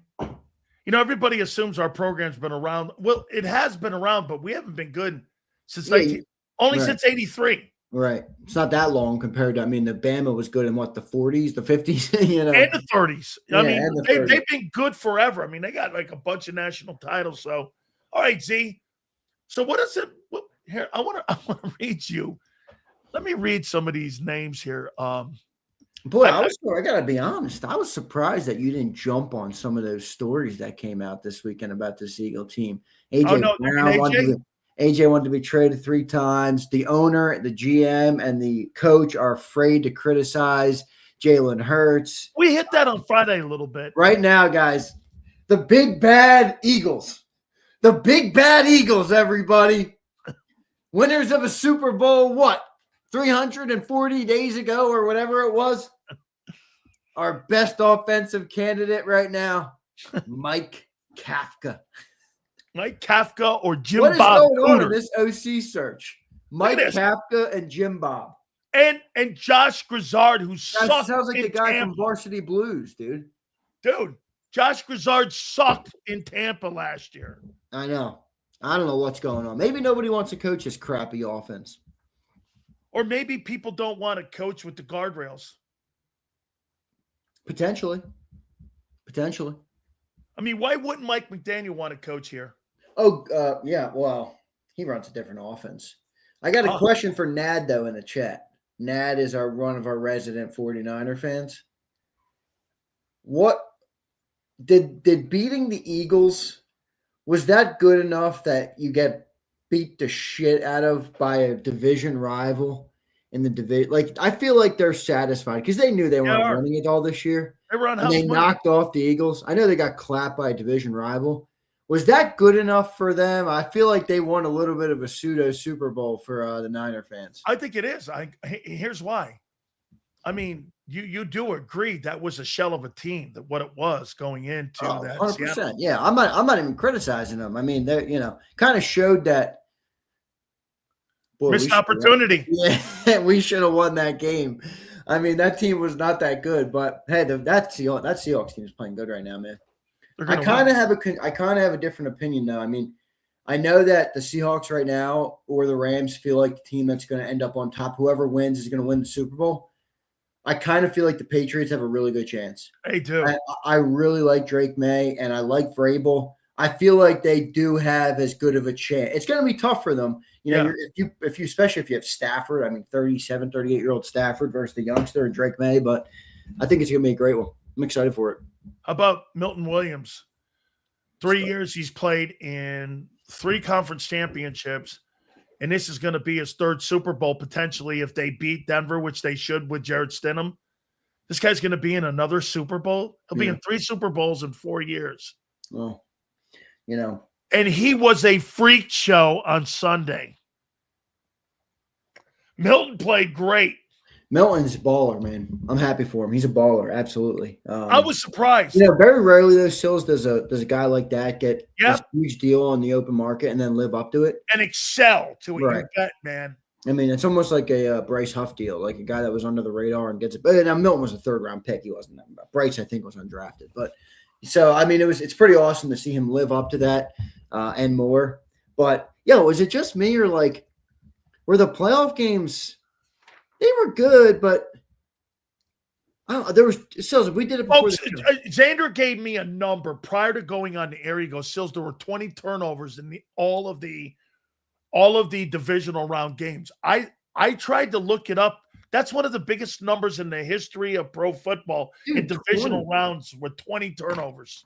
4 games, 20 turnovers. That's an insane number. The least amount in one game was 3. Now, there was crazy weather in some of the games. Yeah. I understand all that, but, I mean, it was some ugly ball. It really was some ugly football. I mean, I don't particularly like watching Turner. I don't think it's great football. I mean, you know what I mean? You watch fumbles and picks, and it goes back and forth. I more like to see the chess match of the offense and the defense and, stuff like that. But I didn't think they were great games, but we'll see. We'll see what happens. Compelling. How about this? What'd you make of Josh Allen? Yeah, I mean, bro, you can be the greatest quarterback in the world. If you're going to turn the ball over 4 times or whatever it was with the season on the line, you're not going to win many games. Now people can argue about the call. I get it. They still had a chance to win, but Yeah, brutal performance. I mean, you sorry, I don't care who's around you. You can't have 4 turnovers in a playoff game. And if Jalen Hurts did that, I would be berating him. So Josh Allen doing that is egregious, and ultimately got their coach fired. Now, I think kind of it's one of those things where 9 years now, Yeah, they're probably feeling like the window's closing with Josh. Eventually, they better try and go get it done. So, we'll see. I think you might be right about Harbaugh, man. You think he's regretting taking that Giant job already? Hey, I got one here for you. Would you ever do this?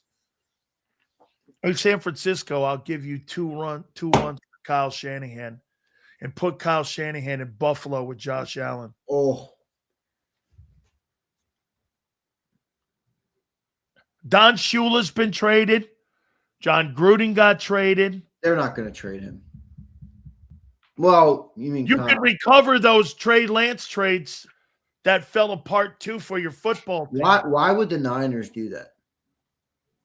Well, how many years has he been there? Well, just hear me out. The Niners have been able to be I think they're the second or third or maybe even first most successful team since 2000 in terms of wins. Okay. They've been I think to they Super just Bowl. won their 40th playoff win, which they've been to Super Bowls. Now I know Kyle hasn't gotten over the hump. I think people are, a little bit unfair about all that shit, but whatever. He's went to the Super Bowl with Jimmy G, with Brock Purdy. I mean, with Colin Kaepernick. These guys, now obviously Colin Kaepernick was a different coach, but the Niners have a philosophy and a system down where I don't think they need to do that. I mean, you're going to get rid of Kyle, the guy who is arguably the reason you can have success offensively with the last pick in the draft. I mean, I'm not getting rid of him, but I get it. People love picks. Sean Payton was traded for. Yeah, well, Sean Payton's a great coach.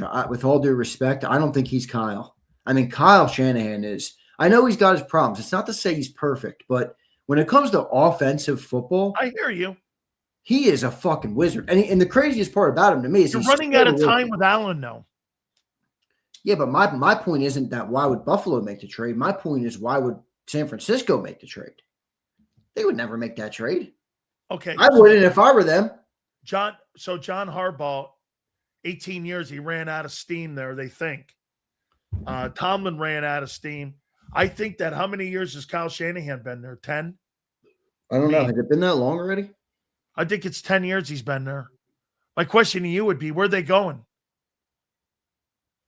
Well, where are they going with them? They just went to the divisional round without Fred Warner and Nick Bosa. Okay. No. And DeMarcus Robinson. That's and all no great. Kittle, and no Ayuk, Yeah, all like brass slippers.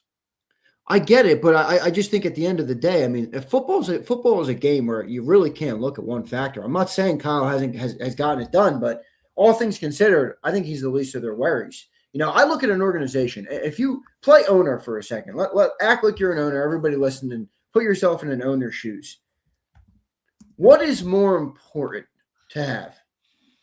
A great quarterback or a great coach? Now, I think the immediate mindset would think quarterback, but I think it's a very small few where that holds true. If you have Josh Allen, if you have Patrick Mahomes, if you have Joe Burrow, and that might be it, then I think quarterback is more important. But for the rest of the league where people live between great and not so great, because that's really, really what it is. There's a couple elite quarterbacks. Everybody else is great. Don't you want the coach that's going to get you the most out of not having the great talent? Because the chance of you having one of the elite guys is not as high. There's only 3 of them. So the chance you fall on an elite guy is rare. Okay, so what happened in New England then, having Belichick there when Brady left? Yeah, but Brady. What happened to Cowher? No. But doesn't Brady fall into the you'd rather have the quarterback. Yeah, he falls into the elite camp. Yeah. Okay. All right. Fair enough. So, like Roethlisberger, what happened to Tomlin when Roethlisberger left? I don't think he's elite. I think he's a really good player. They've won, but yeah, they're not elite. I mean, no, I'm not saying you don't need a quarterback. I'm just saying if you go from the mindset of, all right, we're not always going to have a great, a Hall of Fame level quarterback. Today in today's NFL, the GM is more important than the head coach. I agree. Especially in Philly. I mean, I don't even think it's a question in Philly. I mean, I'm debating with Jeff Kerr this morning. He's trying to tell me Jalen Hurts is as valuable to the Eagles' run and success as Josh Allen is to the Bills, and he's more valuable to the Eagles than Howie is. And I'm like, wait a second, am I what? Sometimes I feel like I'm watching a different football team than No doubt. Jalen's a good player, and he makes plays He and he is. makes plays. But to sit there and act like he's the catalyst for the Eagles' success is crazy talk. It's a combination. It's a great combination. He wasn't the catalyst last year. And for the record, the GM won that 17th Super Bowl with the talent on the roster, don't you think? With the I think that was more Doug. That's when I disagree. Okay. So you think that was Doug and Frank? Doug and Frank. I mean, you take a backup quarterback, And Doug look, they had good players in 17. They had a great offensive line. But they weren't that good. I mean, they had Torrey Smith, they had Alshon Jeffrey, who was good, but he wasn't. He was never like A.J. Brown peaked at a higher level than where Alshon Jeffrey peaked, in my opinion. So they had good players, but I think Doug Peterson masterclass remember how ugly it looked before the playoffs. I mean, did not look good with Nick Foles, and then they really got it going in the postseason. So, do you realize, Andrew, that it's 50 days until the start of the new league, and it's 90 days until it's the start of the NFL draft? It's amazing, brother. It's amazing. The NFL is so freaking good at the calendar. They really are. They really are. 50 days, you got to make decisions on what you're going to do free agency-wise. And you don't even have an OC yet. Yeah, well, apparently Mike Kafka is looking for an extra $1 million on the contract. These are perfect candidates for Nick. Remember, Xander, what I kept telling you? These hires are not for Hurts. They're for the Nick. Dude, they can't be for Hurts. No offensive coordinator wants to say, okay, you got a quarterback, you can only throw it 23 times a game. That's right. I mean, it's fucking brutal. That's not. Hey, do you think Sean McVay is a good coach? Absolutely. I think he's got some problems, though. I do. I think he's an amazing offensive mind, and but I personally. Imagine this. I know it won't exist because of what he's accomplished. And he is a great coach. Obviously his resume speaks to it. He might go and win another Super Bowl right now. Yeah. Can you imagine though? In a world, in a fairy tale world where offensive coordinators don't get poached every year, can you imagine him with a great head coach where he can focus on the offense? I mean, that I think he would be lethal. Lethal. You need an aggressive head coach. Like if you have a Dan Campbell type of coach, I know some people don't like his aggressive nature, but when you have a great offensive mind, he's it works. Too aggressive. Well, I don't know if he is or not. I mean, in some areas he is. When it doesn't work, he takes over the play calling. That was too aggressive. It looks like he's going to continue that because they hired. Who'd they hire? They hired a nobody. Petzing, the guy from Arizona. They hired. Now Petzing did okay with what's his name? Fucking Jacoby Brissett. Maybe that's why he got maybe. We'll see. Maybe Kyler Murray. Who could have seen that coming? That Kyler Murray would be a bust. I mean, come on, everybody. The guy couldn't stop playing the video games. I mean, that guy was the most obvious bust candidate in the world. So just to be on the McVay thing. So in 9 years, is it 8? 1, 2, 3, 4, 5, 6, 7, 8, 9 years, counting his playoffs. He's won 102 ball games. He's 10-5 in the playoffs. He's been in the NFC Championship now 3 times in 9 years. He's won 2 NFC titles as a play-calling head football coach. That's bad. Wow. He's 10-5. I'm not saying you're saying. I'm like, for John to sit there and say that this guy's a bad coach. When I look at the record, he's a little much on him. What's this? 1, 2, 3, 4. This guy's got 5 division titles in 9 years. John's been consistent on this. He's always liked. He doesn't want a coach that is the offensive guy. He never is like that. I know they're valuable. You get stability. I know, but he's always looked at it as a different way. By the way, I want to resurrect one of your takes that you thought died and it has been lifted from the ashes. Ohio State quarterbacks fucking stink. CJ Stroud is horrid. He is awful. I don't think he'll ever be good again either. That's another take I got. That guy is booty juice. He's terrible. I thought he changed it too. Yeah, man, he's awful. He can't. There were process people it. that said he played well in that game. Dude, he's a duck back there. He can't see anything. He gets happy feet. He doesn't let the ball go. He can't. Every single time the opportunity is there to make a bad play, he makes it. The guy, he's getting hit. Oh, let me throw my arm up in the air as well. I'm getting smothered by 3 guys. Bump, fumble. What are you doing? I get pissed off watching him. Dude. And May fumbling the ball in that game, too. I was like, man. shit. Yeah, Shooter, if you're in here, man, Shooter, if you want a chance to win in the Super Bowl, he can't fumble the ball like that. Do you pick up the 5th-year option on Stroud? No way. That's a champ. You talking about championship defense? That's a championship defense. And the AFC right now is wide open. You know who I would go and get? Give me Mac Jones. Give me Mac Jones. I will trade you for Mac Jones. They got to make a decision this offseason on him, on CJ. I think Mac Jones is a better option. I think Daniel Jones is a better option. I think Darnold's under contract. Who else is going to be available this summer? Let me see. Anybody else going to be out there? Is there anybody that you could trade for like a Mac Jones? Let me see. Anybody that's – do you think Tua can help them more than what – wait a minute. You don't think Tua – I think he can help them more than Stroud, but That's what I'm saying. I'm not putting my championship defense in Tua's hands. I'd rather get a game manager who doesn't want to push the ball. So you'd rather stick with Stroud than go with Tua? Great name, Abe. Oh, Jesus. Kirk Cousins and that Houston Texans. Kirk is not what Kirk once was, but that guy will if you could keep him upright and not get him hit, he's going to throw for a ton of yards, man. That'd be a great. But you'd have to bring in O-line there, man. What'd you make of Caleb?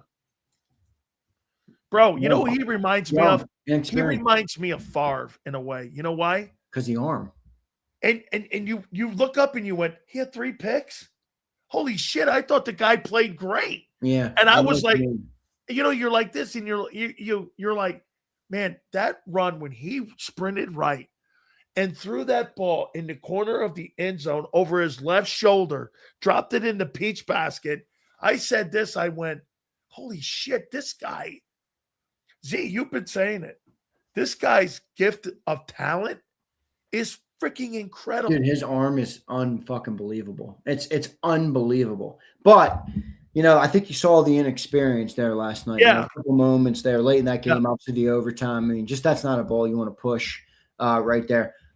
All in all, I think if you're a Chicago Bear fan, yeah, you're in a good place. I think you should be pretty happy. I think you should be weary or be skeptical because you see teams who have one good year and they descend. You look at the Commanders, they're back to the 4 wins. It's not like they went to 8 wins. They went to 4 wins or 3 wins, whatever the hell it was. So they're picking back at the top of the draft. So the Bears got to keep pushing.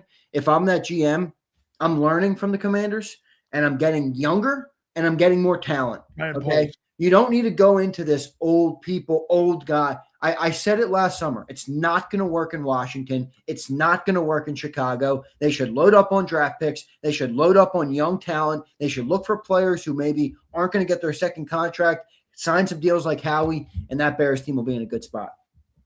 Z, hook me up on something, and you've been around this team longer than me. Who picks your coaches?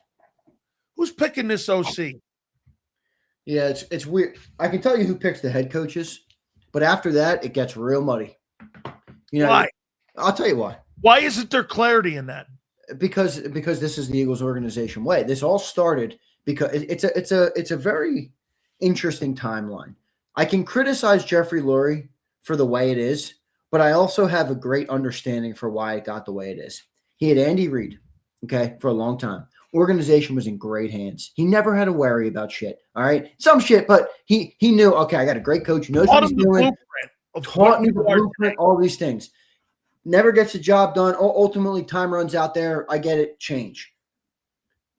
Chip Kelly, he gives the baby to Chip Kelly. Chip Kelly burns his baby to the ground. Now he's got PTSD. Okay. Hires Doug Peterson. There's a couple other coaches in there, whatever. Hires Doug Peterson. Goes to the Super Bowl. Doug all of a sudden starts wanting more control. Jeffrey's like, I don't like this hire. I don't want you to have more control. I already know how this ends. Can't let it go.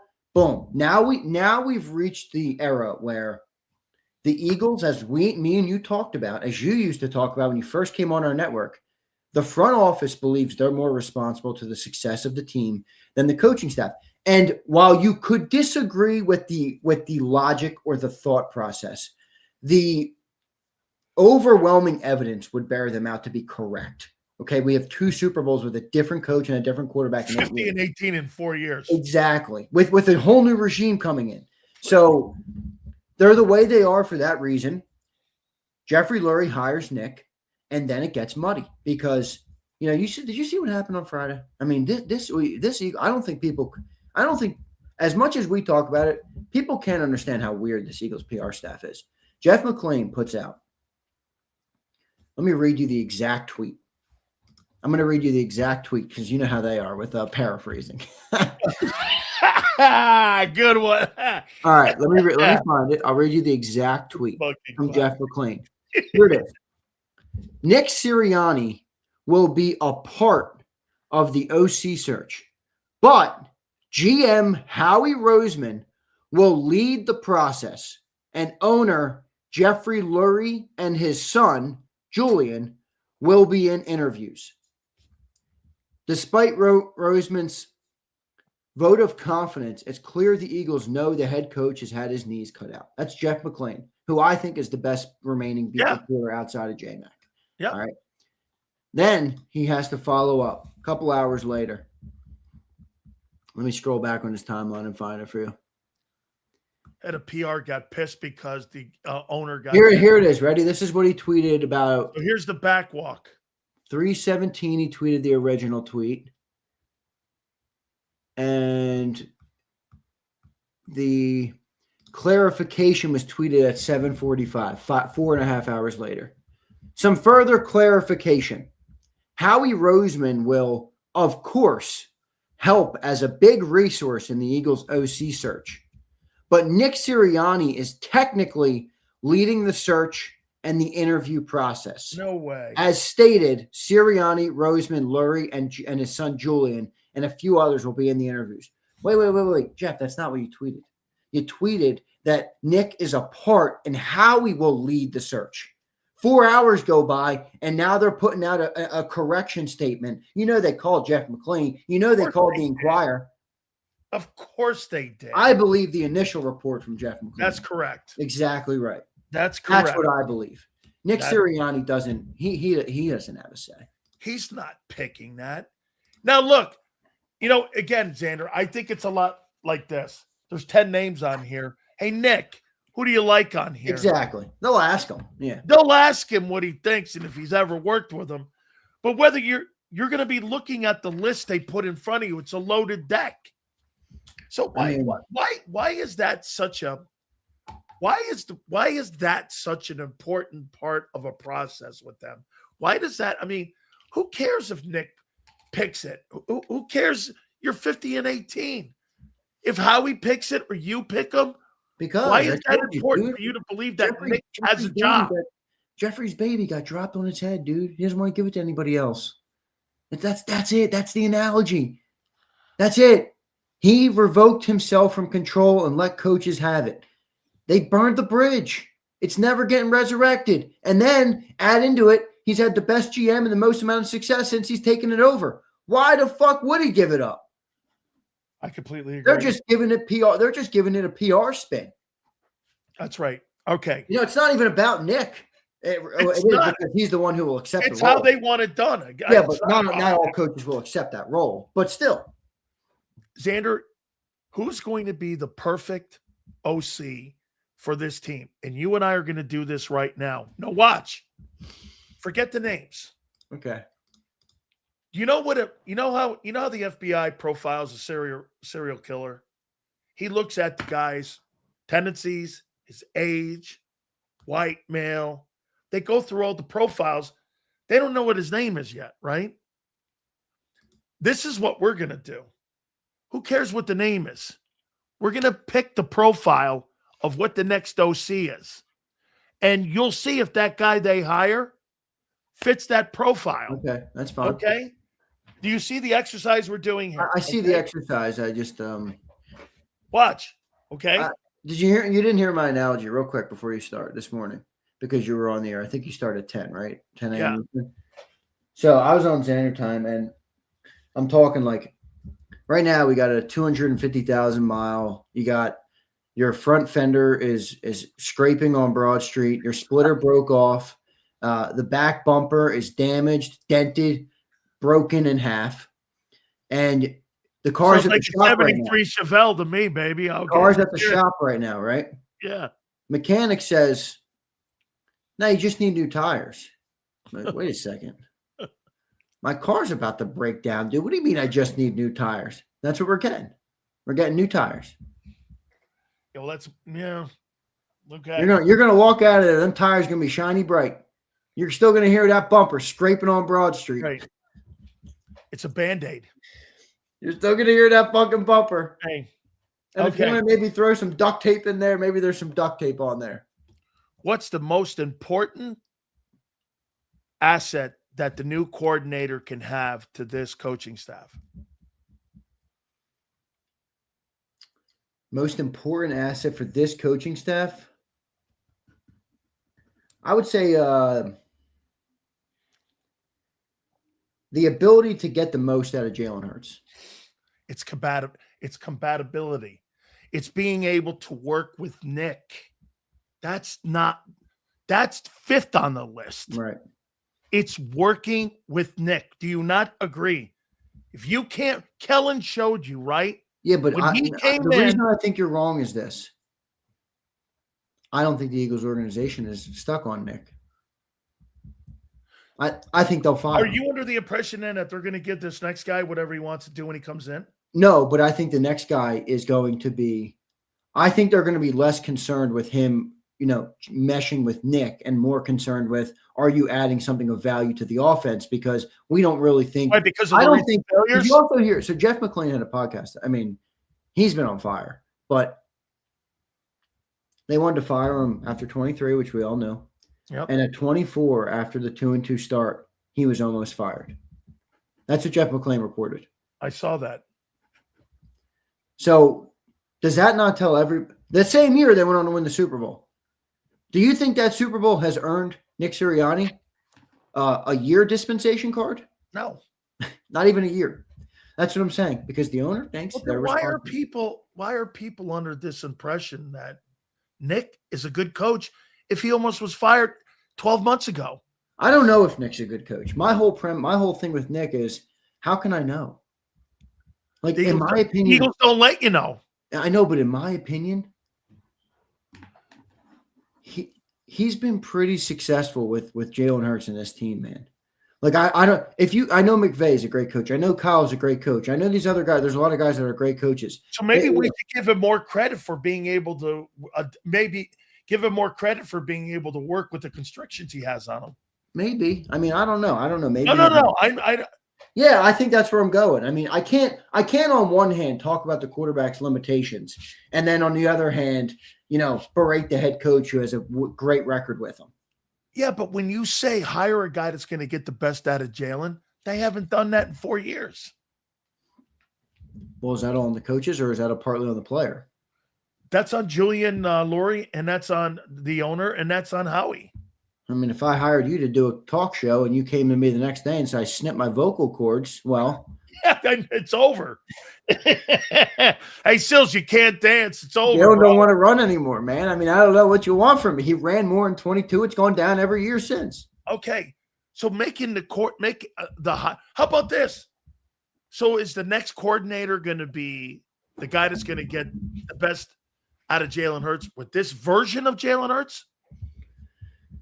What is this version of Jalen Hurts? He doesn't run. Again, this is why it's the first thing I wrote down. When the season ended, the very first thing I wrote down for the Eagles offseason question, the first thing I wrote down, what version of Jalen Hurts do we get next? But doesn't that dictate who the next OC is?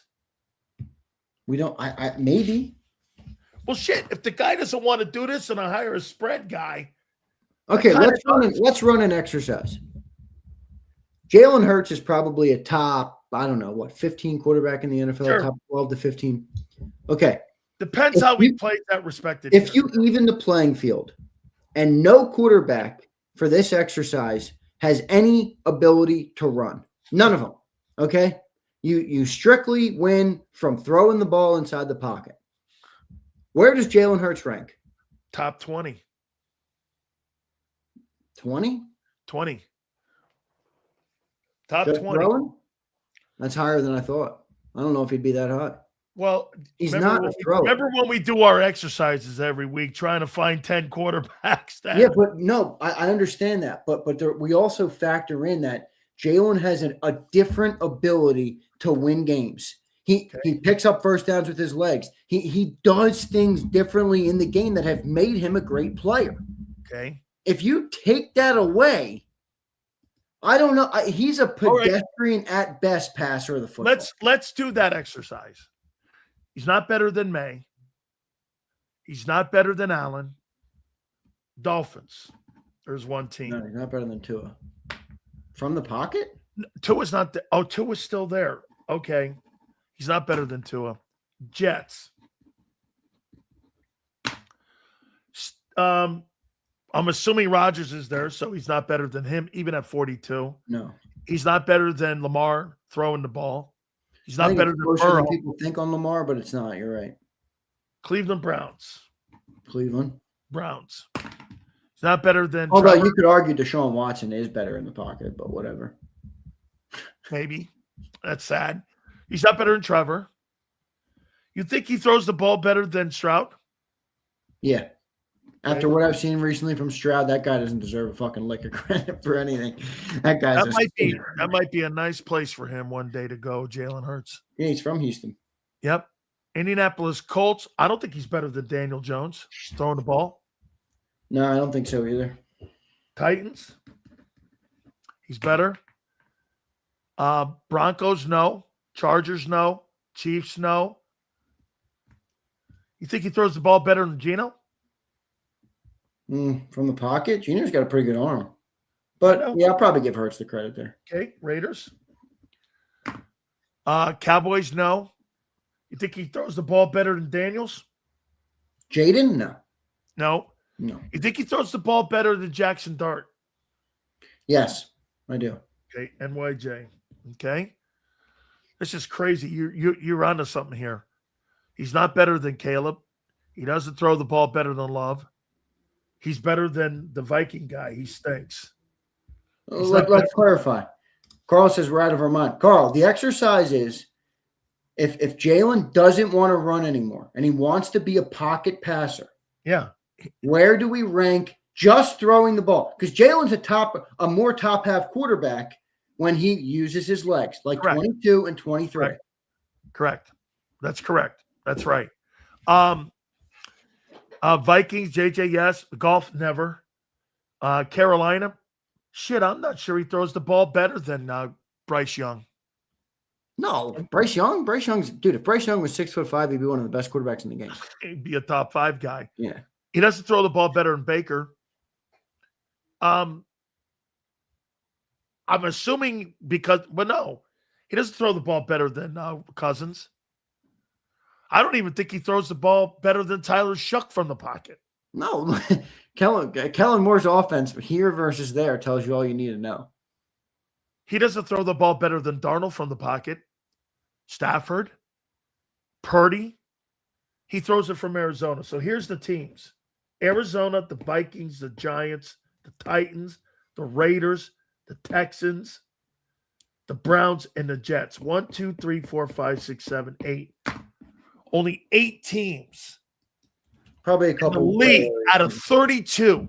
Probably a couple gray area teams too. So yeah, sure. 20 to 25, 20 to 24. 8 out of 32 teams. He's a better passer. Think of where that ranking is. Well, it's about in line with what our passing offense has been for 4 years, hasn't it? 25th. So if you're not going to run, it's time to move off this guy. Well, I mean, I don't know that to be true yet. I'm just going off of what the trend is. You know, if you get an offensive coordinator in here who who brings some of that back, and Jalen's running again, all right, well, maybe things change. Some of those reports that Mike Silver said. I know. Believe me, I'm factoring all them in. A lot of times people hear report sales, and, if it doesn't say what they want it to say, then they'll just act like it doesn't exist. I try and put everything in the head and use it all. There are narratives for Jalen. There's also narratives against. I don't know. I think it's the biggest question of the offseason, though, because the entire offense, in a way, hinges around Jalen Hurts' legs. If he's not going to run the ball and he's going to beat teams from the pocket, your offense is going to be severely limited. And then maybe people will have a quick understanding of why hitch routes are used so much. Do you think Jalen Hurts overestimates his talent from the pocket? I don't know if he overestimates it or not. I don't know. Somebody's made a decision not to run. Yeah, I don't know if it's about him thinking he can do it from the pocket or him just not wanting to put himself in harm's way. Well, shit. If I'm Nick, bro, we need to have you use the entire toolbox, not I'm aware of this, but think about it from Jalen's perspective. I'm making $50 million. Bad quarterbacks are making $40 million. All right. If this team doesn't want me, it don't matter. Somebody's going to pay me. I got a Super Bowl ring on my finger. I can make $50 million until I'm 37 years old, or I can make $50 million until I'm 30 years old. I don't know. That's 7 years at 50 a pop. That's $350 million you're talking about, Big Sills. You tell me. I'll take Big Sills and Xander Krause beating me up on a podcast to make $350 million. It's business here. Okay. To go down what we're talking here, do you think that Jalen Hurts could ever duplicate what Sam Darnold has done these last 2 years? Minnesota was a pretty damn good team, damn good defense, good running game. I think he could duplicate what he did. Maybe not like 50, 14 or you whatever. You think he could go to two different teams? No, probably and have not. The same result on two different teams with two different organizations, two different head coaches. You think he could probably not, but it's tough to tell. I don't know if I like. You think he could roll in there and win 28 ball games? I mean, my gut would say no because most people can't. I mean, even if you get the right quarterback, they probably won't just because variables change. You know what I mean? But who knows? And the guy throws for 8,200 yards and 60 touchdowns.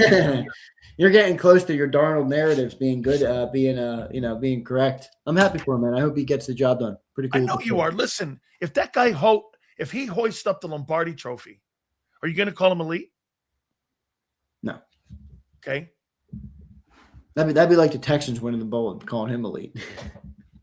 Well, Darnold's going to have to make plays for them too. I agree. Although I'll tell you what, that Rams team will give you some. I mean, they're gonna keep you in the game. You were right about Stafford and the weather. Yeah. He didn't play like he did last year in Philly. No, but he doesn't flinch at weather. Okay, but he did. I forgot he's from Detroit. He's from Michigan. And he played, he played in domes his last. Stafford was just, when he needed to be money, he was money, dude. He was just, he just was money. Wait, so I gotta correct this because people are gonna.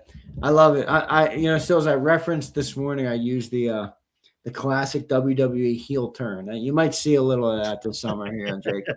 Says, I love that picture of Jordan. That's a fucking sweet picture. It is. This whole conversation is dumb. Eagles knew what Hurts was when they signed him. You surround him with coaches and players based off what you signed him for. Yeah, but they signed him after 22, Miyake, when he had and he was doing rushing yards. Yeah. Yeah, so you signed Hurts off the 22 season. He's nowhere near that. There's a bait and switch here. I mean, that's not what you signed him for. This is not. So I agree with your point if he was still doing what he was trying to do. But it's dwindled completely. Not all because of ability either. Some of it because of desire. At least seemingly. Hey, did you send JAKIB a link? Oh, shit. Listen, let me throw you. Hey, do you think the Eagles have buyer's remorse?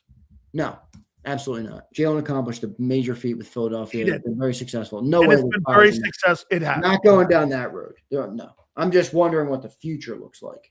That's all. Buyer's remorse, absolutely not. I mean, you paid that contract for, to get to the mountaintop after you lost in the biggest game in 22. And guess what? There's a trophy on the mantle. So Yeah. As far as I'm concerned, that whole entire 250 is compensated. Oh, yeah.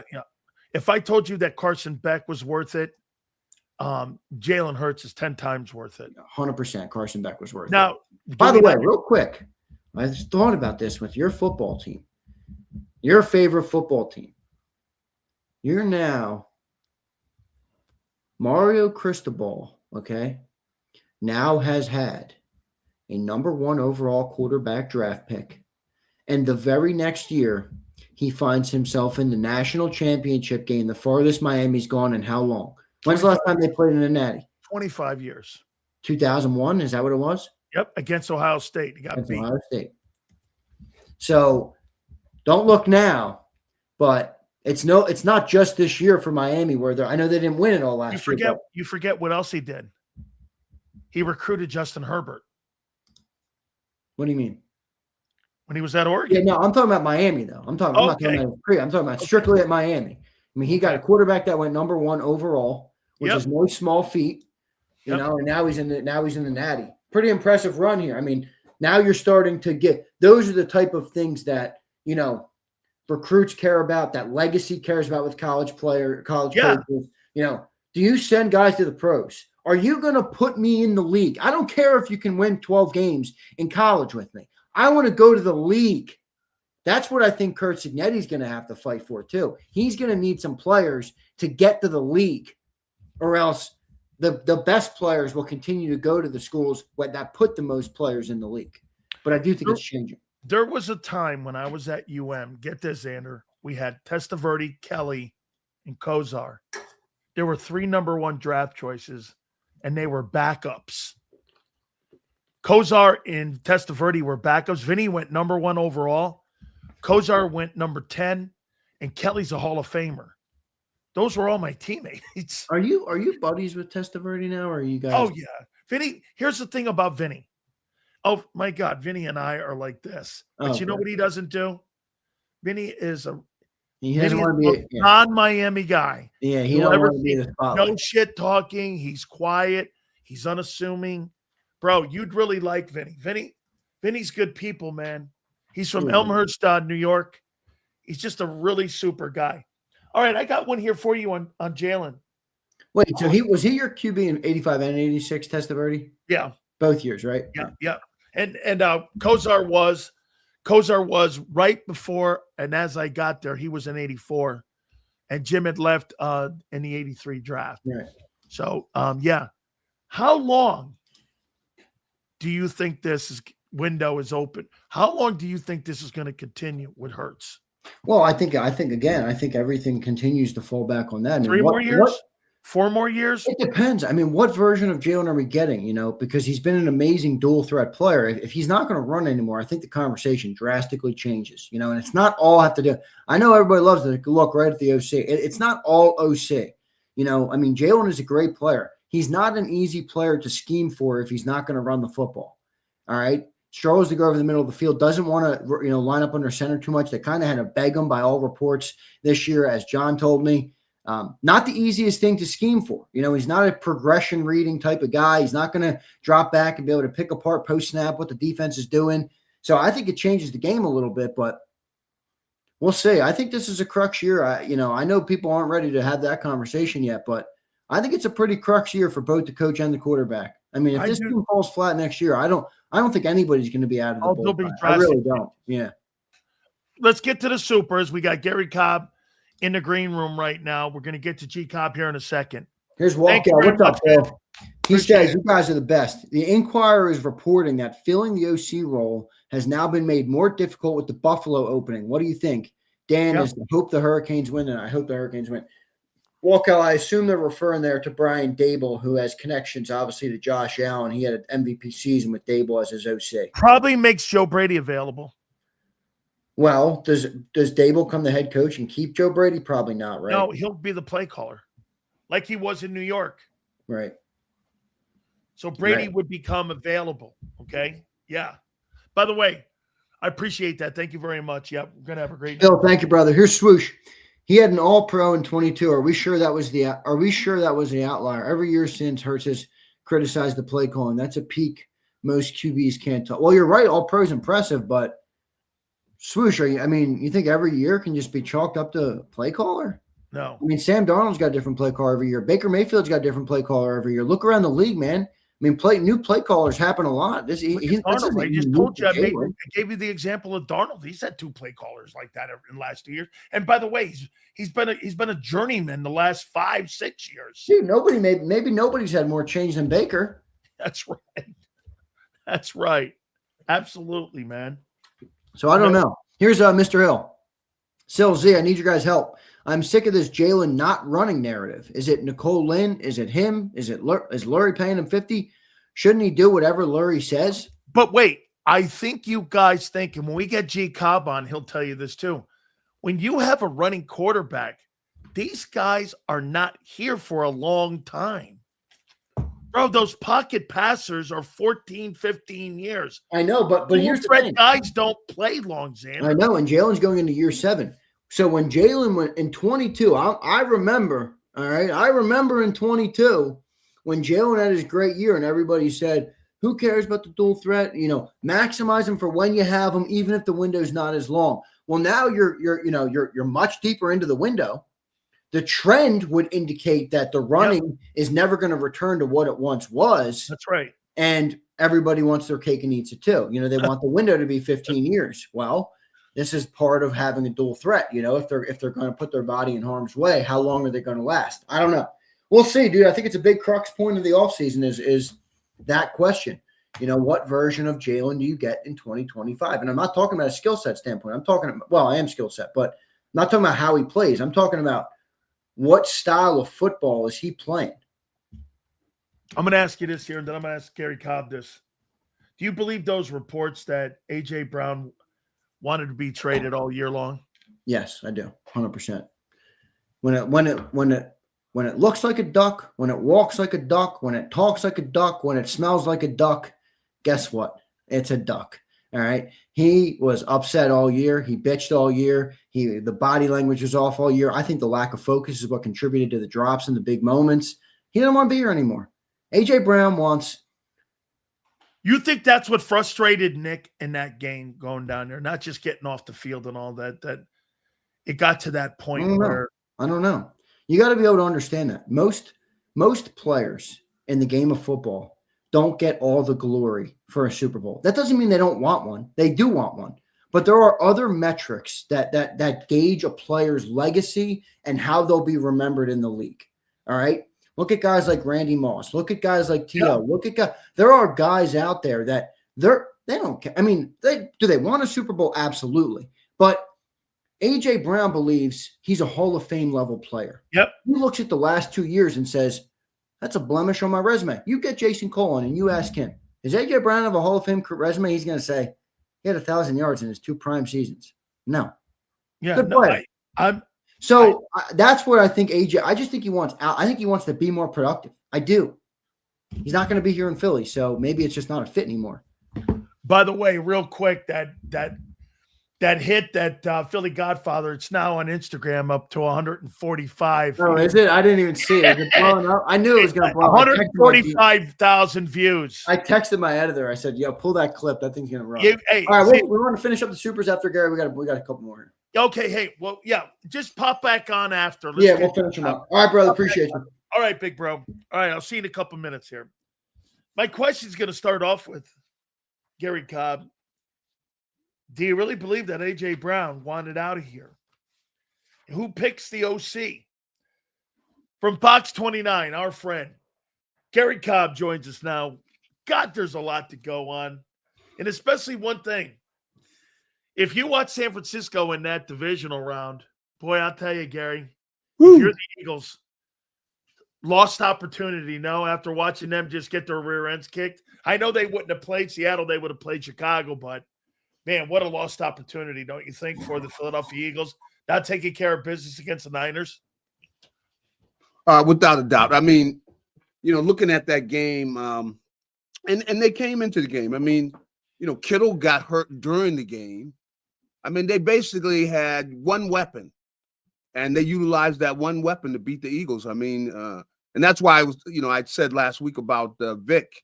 if any mistake he made. I mean, you don't double him. You don't put like a safety on there with the linebacker. You're going to leave the linebacker, on Christian McCaffrey by himself down there in the red zone when you know he's the one they're trying to get the ball to. So if anything, I thought that, but Seattle. I mean, they put a whooping on. Oof. They put a brutal whooping on. They're the best team. You think they're the best team in the NFL, or do you think it's the Rams? I think the Rams could still find a way to beat them because of Sam Darnold. I mean, you see how they didn't ask Darnold to do anything in that game. They just kept on running the ball. But Darnold could turn the ball over. That could be the one thing that takes them down. And, I think that the LA defense is going to probably do a better job, against their running game and everything. But they could, they could make Darnold turn the ball over. That could be the undoing of Seattle. But, defensively, they're a dominant group. But, I think it's going to be a low-scoring game. I don't think either team is going to score a lot of points. I think it's probably going to be a close game, and a turnover here or there is going to make the difference. So LA still has a chance. They have a chance to go in there and beat them, which would be quite an accomplishment. Absolutely. Here. All right. Yeah. So let me ask you some reports that came out last week. And boy, I'll tell you something about the Eagles, man. Even when they don't play, there's always content around that team. Yeah. So reports were coming out that A.J. Brown all season long was asking to be traded and wanted out. Now, then all of a sudden it went away. Maybe what they said to him was, we'll address this in the offseason. And if this is what you really want, maybe I'm not in the room, so I don't know. Yeah. However, do you believe that to be part of the problem of maybe why this offense really wasn't on the same page? Because if you have a wide receiver that doesn't want to be part of this, and he's been demanding a trade the entire offseason or during season, not in the offseason, during the year. First and foremost, do you believe the report? And secondly, do you believe that this had anything to do with maybe the inconsistency in the passing game? Well, I could tell that, there were some vibes to where, AJ wasn't happy with everything, so I think that is pretty clear that you could see he was not happy with things. Did he really want to go? I think probably had some mixed feelings because, he's had the best times in his career here. Yep. He didn't really, I mean, what did they do down there in Tennessee? I mean, they didn't do nothing. He was a 63 catch, 1,000-yard guy. There weren't like elite numbers. Like he had 3,000 receiving yards. That's right. And 1 year we had 100 catches. I mean, he wasn't going to do that in Tennessee with Derrick Henry. Correct. So, I think AJ's probably a little kind of mixed about some things. Now, he did not like the offense because, look, we didn't like the offense. Yeah. I mean, so, they were struggling offensively. He knew, and really he was right when he was talking during the season, saying, hey, look, we got to step it up. So I understand where he was coming from because I was looking at the game and saying, you guys got to step it up because we knew they were going to have problems in the playoffs if they didn't start playing better. They didn't have the dominant running game they had the year before with Saquon, breaking the record and all that. So they needed to throw the ball better, and they couldn't. They did not have a well-developed passing game. It was not, top shelf passing game, and that's the reason that the offensive coordinator they fired him. So some things AJ was saying, and was he happy? And we know he wasn't happy. He was saying it. So, in fact, like I said, nobody was happy. Who was happy with the Eagles' passing game? We knew they were going to have problems, and sure as day, they're playing against a team. They're better. They're clearly better than, especially the team has got most of their stars hurt. And they come into Lincoln Financial Field and beat the Eagles in a game. There's no way they should be losing the game to a San Francisco team that's coming in and they got maybe two offensive players healthy, the quarterback, and Christian McCaffrey. That's it. All the other players are hurt, and they still could not hold them down and everything. So, and they could not outscore them, the Eagles offense. So, Gary, do you believe a guy like A.J. Brown, who has gone to 2 Super Bowls, has won one? Yeah. Do you believe that he would say this to himself as a player who now is playing for legacy and wants to be a Pro Football Hall of Famer? Do you think he goes down this lane? If I never win again, I've already got my rings. I've done my accomplishments. Now it's about filling in the rest of the resume. Do you think he'd spite himself, go with a lesser team for more volumes of throws for him to be able to improve his resume when people like Jason Cole that we get on and Hall of Fame voters, they're going to add these things up at the end. Yeah, look at him. Look at him. Let me give you this. Look at Amendola. Yeah. And look at Edelman and those guys. Those guys have no regular season numbers, but their postseason numbers are insane. They're never going to get to the Pro Football Hall of Fame. One of those guys is Super Bowl MVP. He's not going. Correct. Why wouldn't AJ want to fill in the resume? No, I tell you, I think he does want to fill in the resume. I think he wants to have, some. But is that here? Well, I think he would like to do it here, but I, as like I said, if we look at what AJ was saying at his locker, I remember when he was saying this. After we step back, we see AJ was really right. They need to play better. Now, does he want to go somewhere else? I don't know that he wants to go somewhere else. I don't.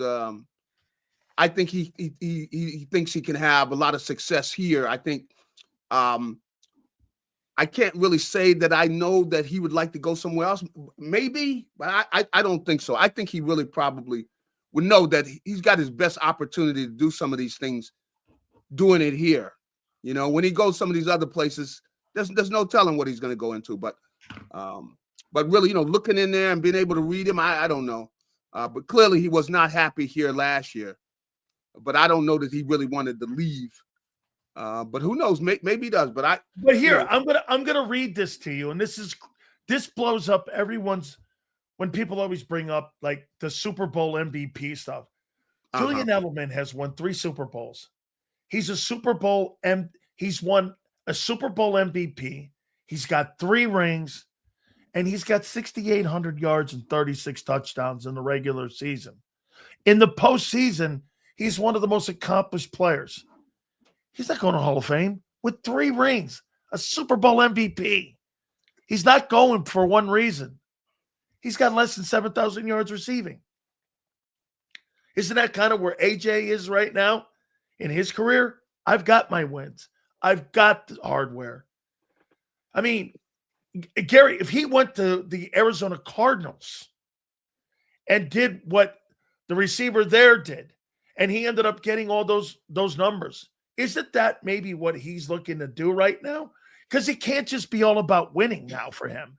Because he could stay in Philly, shut his face. They're probably going to be in a conversation. What's he bitching about is my question then. It's got to be his numbers. Well, I think he definitely would like bigger numbers. I think that, you see this year where he barely got to 1,000 yards. I think he definitely, he would like to have, he wants to catch get at least 100 yards a game. Yeah, you can see that's what he wants to do. But I think he thinks it, though, that they can be good enough team to do that, and he could do that here. But he's got to have the right people running the offense. He's got to have some creativity, and I don't know that he knows he's going to get out here and go somewhere and be able to do that, because if he goes somewhere else, there's no telling what he's walking into. There's no forgive. There's no for sures. Absolutely. Yeah, there's no for sure. So I don't know now if he really wants to leave here. He knows he's taking a big chance, because there's no telling what he would get shipped into. But clearly he was not happy. He wasn't happy this year, and like I said, in a lot of ways I can't blame him, because the offense was not clicking, and that's the reason that the Eagles are out of the playoffs, sitting at home watching the games rather than playing. Because last week, when they played, the offense did not get the job done. I mean, come on, the defense didn't play their best game, but my goodness, you should be able to score 30 points against a defense that's not that good. I mean, the 49ers defense, you had most of their top players are injured and out watching the game. Guys are sitting up there in the stands watching the game. It was a shell of a team here. I got to ask you this now. Do any of these names excite Gary Cobb as the next OC? Zach Robinson, Brian Dable, Jim Bob Cooter, Mike Kafka, Bobby Slowick, Charlie Weiss Jr., and the recently Bucks OC Josh Grisard. Listen to those names. I mean, what do you expect? I mean, Gary, what are we expecting on this hire here to come in here and just tell Nick we're going to reinvent the wheel? I think they need to step it up, and they're going to have a more complex offense.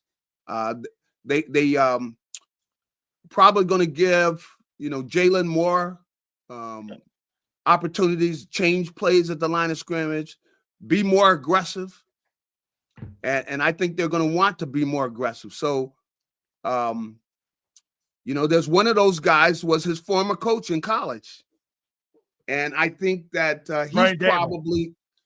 he's probably the guy that, if they sit down and think about it, I mean, the guy already has a relationship with Jalen, and I think that he probably could come in here and and he needs to. They need to step it up. I mean, that whole offense needs to step it up. They need to be more complex. They need to have more weapons from a standpoint of plays they can go to when they come up to the line of scrimmage, where you can check the things and where they're doing more, where they let Jalen basically come up and call the plays at the line of scrimmage and do more of that and be more aggressive. I think that that's where, they sit. I think that's what Jeffrey Lurie, I think, and Howie Roseman, I think they want a more aggressive offense, and they don't want to go down where you're running the same plays over and over and over. Yes, you want to get Saquon, you want to let him do his thing, but they got to be more aggressive with the weapons they have. And you got AJ and Devontae, one making $34 million, the other making 25, and you're not throwing them the ball and getting them out into the offense and getting them in situations where they can really showcase their skills. That's what AJ wants. I can't blame him. Look at the way this offense was so much this year, where they're puttering along, and they're going to play one quarter. They basically played at the most one half. They didn't play full games where they're attacking the other team again and again and again and again. That type of aggressiveness, we didn't see that out of the offense. Gary, do you think we've seen the best of Jalen Hurts? No, I don't think so. No. Do you think there's another level? Yeah, I think there's another level. I think that he could take his game up to another level, and I think that's where you need a good, aggressive offensive coordinator to do that. To where, like I said, they going to the line of scrimmage and letting him call the plays at the line of scrimmage and being more aggressive. They've got enough weapons, and I think they'll probably. I want to see them get a couple of young tight ends, both for catching the ball and blocking. And I think they go together. If you see the Rams, you see what they're doing with their tight ends, where they got a running game and they utilize those tight ends. I think the Eagles can do that. They really can, where you got a couple of good young tight ends who block and go out and they catch the football. It puts a lot of pressure on the defense. And with A.J. Brown and Devontae Smith, you got all these guys here. There's no reason that this offense shouldn't move up to another level and be more aggressive. And they should be able to get Saquon in positions where he can be even better, where you're getting them out in open field and things. I think there's a lot of things they can do with the weapons they have. If they're going to keep these guys here and keep paying them, you might as well get something out of them. And I think that the offensive coordinator, I mean, like I said, if you see like a team like the Rams, all the things they're throwing at people, they've got to be that type of team because they've got the weapons here to do it, but they got to do a much better job of it. And I think also I wouldn't have Jalen running all through the season, but we get to the playoffs. How did they go in that game and Jalen's not running? Look, that's another weapon they have, and that's going to open up things for Saquon. So there's so much they have where you got, with Jalen's ability to run the football too, you got to put that in there, especially when you got a game where where if you lose, you go home, you got to use all your weapons. How are you going to come out and you don't score 20 points? Come on. That's right away. You could fire the guy at halftime. I mean, come on. You're like, yeah. Hey, Gary, I want to hit a story by Jeff McClain. Yeah. And I'm going to go with the initial comments that he made.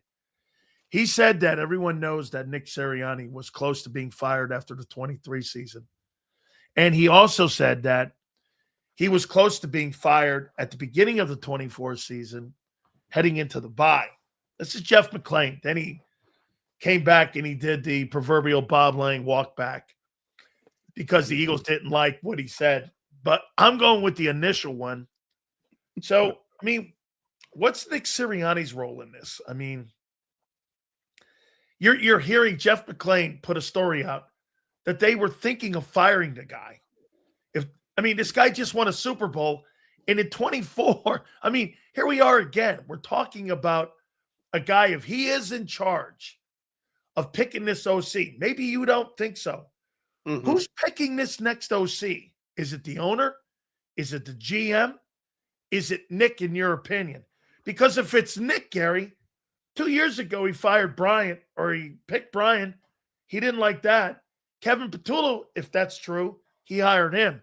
You're going to put that in the hands of a guy who had 2 OCs fired in 3 years? Yeah, well, I don't know. I can't see that he has got final say on that, because I don't think he would have fired Kevin Patullo so quickly. I think they went in and told him, "Hey, Patullo's got to go, man."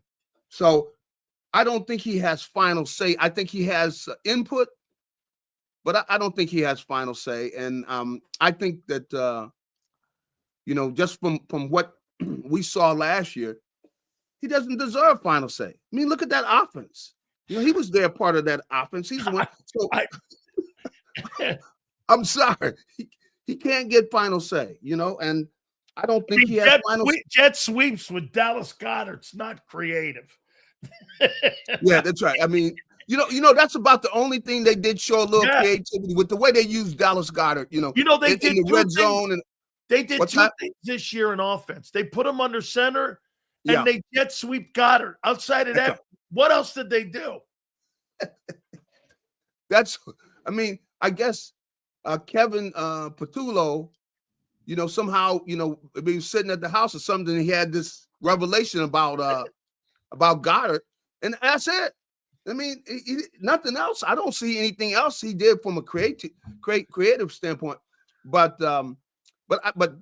clearly Nick does not have final say. Because I don't think he would have whacked Kevin Patullo that early. Immediately, he barely got. He would have got him on the way to the locker room. Did they fire him though? What's that? I'm told he's still in the building, Kevin Patullo. So, is he been demoted? Has he been thrown? What's going? I don't know. They do things weird there, Gary. Yeah, but Kevin Patullo is something. He's a close friend of Nick's. I mean, these guys have been together. Close friend. Well, come on. You don't think that he was close with him? I mean, they were there together. 4 or 5 Gary, years. This is the NFL. You know that. You and me, friends. What are we doing here? Yeah. Well, I know that. That's probably one of the reasons he got the job in the first place. I mean, because they were close and everything, but I don't see. I don't, like I said, Nick is not going to have final say. it's going to be, mainly probably Howie, is going to be the one that's going to get final say on about who is going to be the Eagles' next offensive coordinator. And Nick is going to be getting a lot of input and everything, but I think in the final say, it's going to be Howie's going to be making the call on that. So, I think that unfortunately, what they're doing right now, they should have been doing last year. They should have went out and said, okay, we need an offensive coordinator, and we're going to get the best one that's available. Even though a lot of times, unfortunately, if you wait until the Super Bowl, a lot of the best ones are gone. Hey, 50 days until the start of free agency. Yeah, see, 90 days until the NFL draft from today. Yeah. And see, that really put them in a bad situation last year because they won the Super Bowl. That everybody had decided on the guys that were out there that you really would want. They're already signed with somebody. So you put it in a situation going like, you just stand there in the office. Hey, Kevin, do you think you could do the job? What is he going to say? No? So wait, you're sitting there saying they're doing this over Wawa coffee, and they're sitting in Nick's office going, hey, we don't really have anybody. You want the gig? Is that it really? Well, I mean, really, when you think about it, where could they get a guy at that time? You're talking about in February. Yeah. After a lot of the people have made their decisions, So, there's really not that much out there then because a lot of people have made the commitments and they're not going to sit around there and wait. Well, I'm going to wait, if the Eagles win the Super Bowl, and then there might be an opening there. And nobody's sitting anywhere waiting. So I think that probably put them in a bad situation, but they got to make some major, they got the opportunity to do the right thing this year. So all right, got to make the move. Finally here. What do you make of my Canes tonight? You think they do it or you think Indiana does it? Well, I tell you, boy, I don't know where Indiana came from, man. No, Gary, that was clearly one of the absolutely most incredible coaching jobs. You played Big Ten teams. I think before you got there, I think IU played in the Rose Bowl in like the late 60s against USC. And that was the OJ team. Yeah, they were back then, yeah. They played against OJ's team, right? And other than that, in my lifetime, Indiana's a hoop school. I mean, this guy Signetti is ridiculous great. What a job, right? I mean, done a great job. But, when you were at USC, was Oregon good? No. Right? No. They weren't good, right? No, Phil Knight changed that around after. Yeah, he changed it around. Yeah, Oregon wasn't any good. No. Washington had a good team. Yeah, Washington. But Oregon, most time Oregon, they letting the freshmen play those games, Hey, did you play against Warren Moon when he was at Yeah. When that's he who was we at battled Washington? against, Warren Moon. Yep. And Warren was down there. In fact, Warren is from LA. And so he had a lot of family and stuff. And I love Warren got Moon. to know him some from he's really from LA. So he'd be down there sometimes during the off season. Yeah. Yeah, I know Warren very well. And and Washington, because Don James is a former Hurricane. And Don James was the head coach. Oh, is he? Oh, Don James. Oh, I didn't know that. Yeah, he's a former Hurricane. So, tonight, Miami's at home. And you know what I used to always say about the Southern Cal guys, because they always used to get on our case. Because Michael's a coach, huh? What's that? I guess Michael's going to be coaching. I see him down there. He's down there coaching. Irvin. He's down there coaching now, huh? We're getting some hell because we got the home game down there. Like you guys always get the home game with the Rose Bowl. No one ever gave you guys shit for playing in the Rose Bowl, but they give it to us down here. And Michael Irvin on the sidelines. You know what I try to tell people? Gary, Michael Irvin has acted like that since he was 17 years old. You saw him in Dallas. That's how I know. Yeah. the guy. That's how Michael Irvin acts. He's acted that way his entire life. Yes. Right. Plus I think he's a great teammate. I loved his as my teammate. He gets all the way in. He's not halfway in with things, and he gets all the way in, and it's he'll be good for a lot of those young players. Guys just say that they really, if you're going to play. And that's the thing about Michael is that he's committed, to coming out and playing with everything and bringing everything he's got. So, and that's what they're going to have to do tonight because, I didn't believe in Indiana, but what I've seen them do, because they've not only won, they've sliced up everybody. So I'd have to lean towards them, but I tell you, you're right in that. They're going into Miami's house. You got to go in somebody's house and beat them. We'll see if Miami's got We've something. Won 3 of our 5 national titles at home in Miami at the old Orange Bowl. Yeah. This will be the 4th time we've played for the national title on our home field. And we won it in 87. We got beat in 86. So every year I was there, we played for the national title like you. When you at USC, every year you guys were in title games. This year. Well, they could do it. That Miami defense, man, that front 4 they got, they get after you, so. Ruben Bain. It's going to be a good game. I think they'll play them better than anybody else has. They beat Ohio State. Miami's beaten Ohio State, and they beat them up.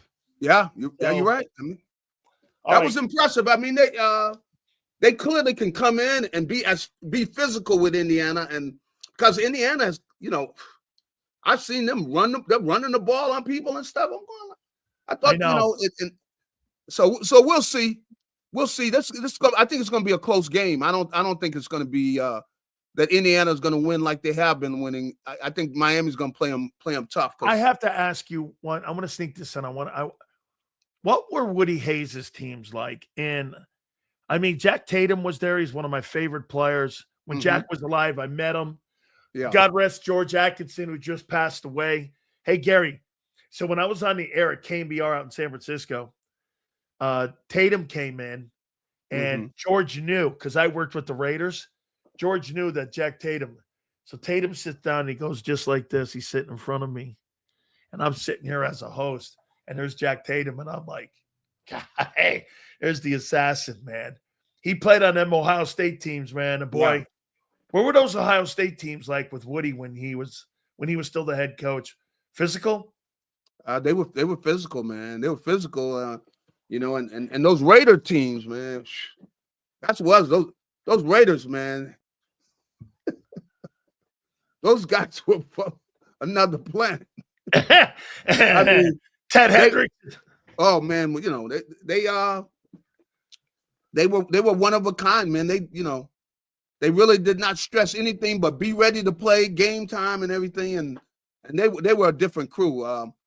Because John Robinson, who ended up coaching down at USC, he had been the offensive coordinator with the Raiders and everything. And great friends with Madden.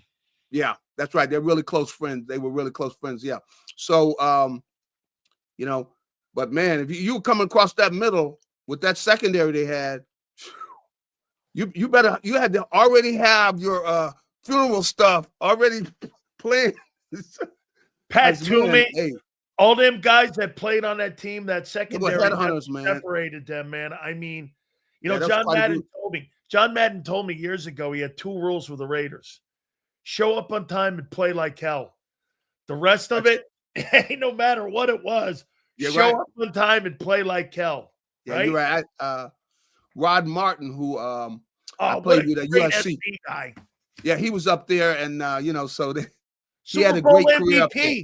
Super Bowl MVP. That's right. He had a great career up there. They were one of a kind up there with the Raiders, boy. Woo, man. JAKIB, as always, the Eagles give us great content. I appreciate you, my friend. Have a great time watching the game tonight. Thank you so much. We'll catch up again. All right. Have a good one. You got it. All right. Those Raider teams, one of the cool things for me was like becoming friends with John Madden. John Madden got me my job at KMBR, actually. So I'm gonna pay some bills. I'm gonna take a timeout. I'm gonna bring Z back, and we're gonna finish up the super chat. So if you guys want to throw more super chats, we appreciate it. We're getting closer to game time tonight. I can't wait. Hit that like button. Our great friends at Morgan & Morgan, the number one injury law firm in all of America for a reason, is because they win. Coast to coast, thousands of attorneys defending families and making sure your family is protected if you've been ever hurt or injured on the job. Go to forthepeople.com/big sales or pound law 529. That's forthepeople.com/big sales or pound law 529. And do me a favor, you tell them Big Sales sent you. There's a reason Detective Johnson is the gossip king. Oh, did you hear? Jackie and Tom are getting a divorce? Sad. Well, I heard that Ashley Had work done on her face? Yeah, oof. Just like there's a reason Morgan & Morgan is America's largest injury law firm. Injured? With over $25 billion recovered for our clients, there's a reason to go big. Bathroom? Okay. Morgan & Morgan, America's largest injury law firm. Oh, okay. Ignite your nights with free live entertainment daily, only at Live Casino and Hotel Philadelphia's Center Bar. 7 days a week, enjoy some of the region's top party bands, performers, and DJs as they take the stage in the heart of the casino action.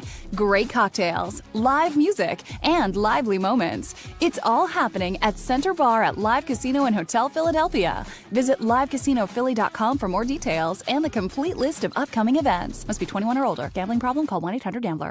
This is Eric. When he got injured in a car accident, he called Morgan & Morgan.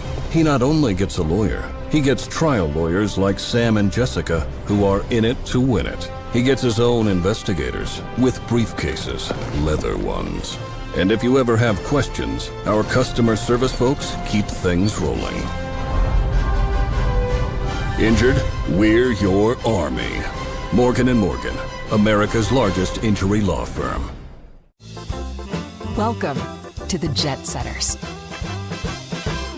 and the High Rollers, to the Shot Takers and the Tastemakers.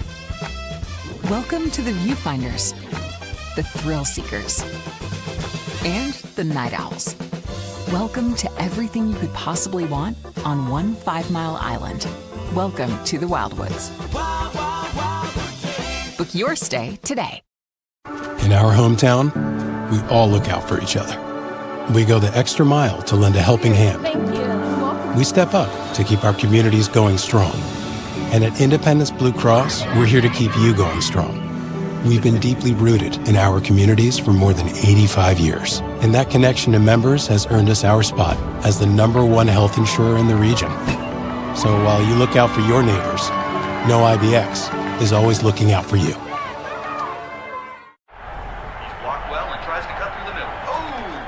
Your gut says Miami is going to win, and you should take the over. Your gut also said your NFT selfies would only go up in value. They didn't. But your head is on Sports Grid and knows the QB is in concussion protocol. The backup has a 45 QBR against the zone coverage. The New York D has the most sacks in the league. So yeah, trust your head. It's smarter to be on Sports Grid. EAGLES. Eagles.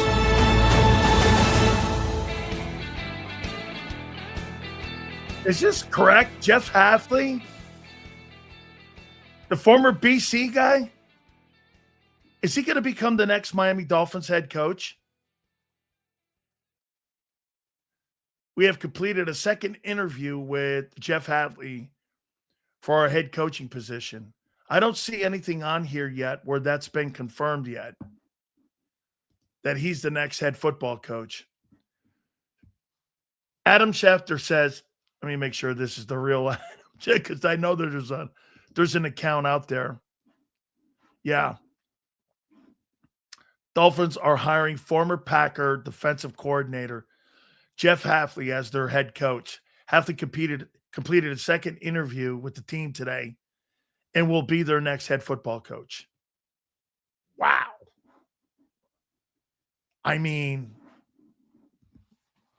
The Dolphins continue to amaze. Thanks, Leon. That's a shitty hire. That's a shitty hire. I think, sorry, Leon. That's a shitty hire. A defensive-minded guy. Well, obviously, they're not thinking much of Tua then.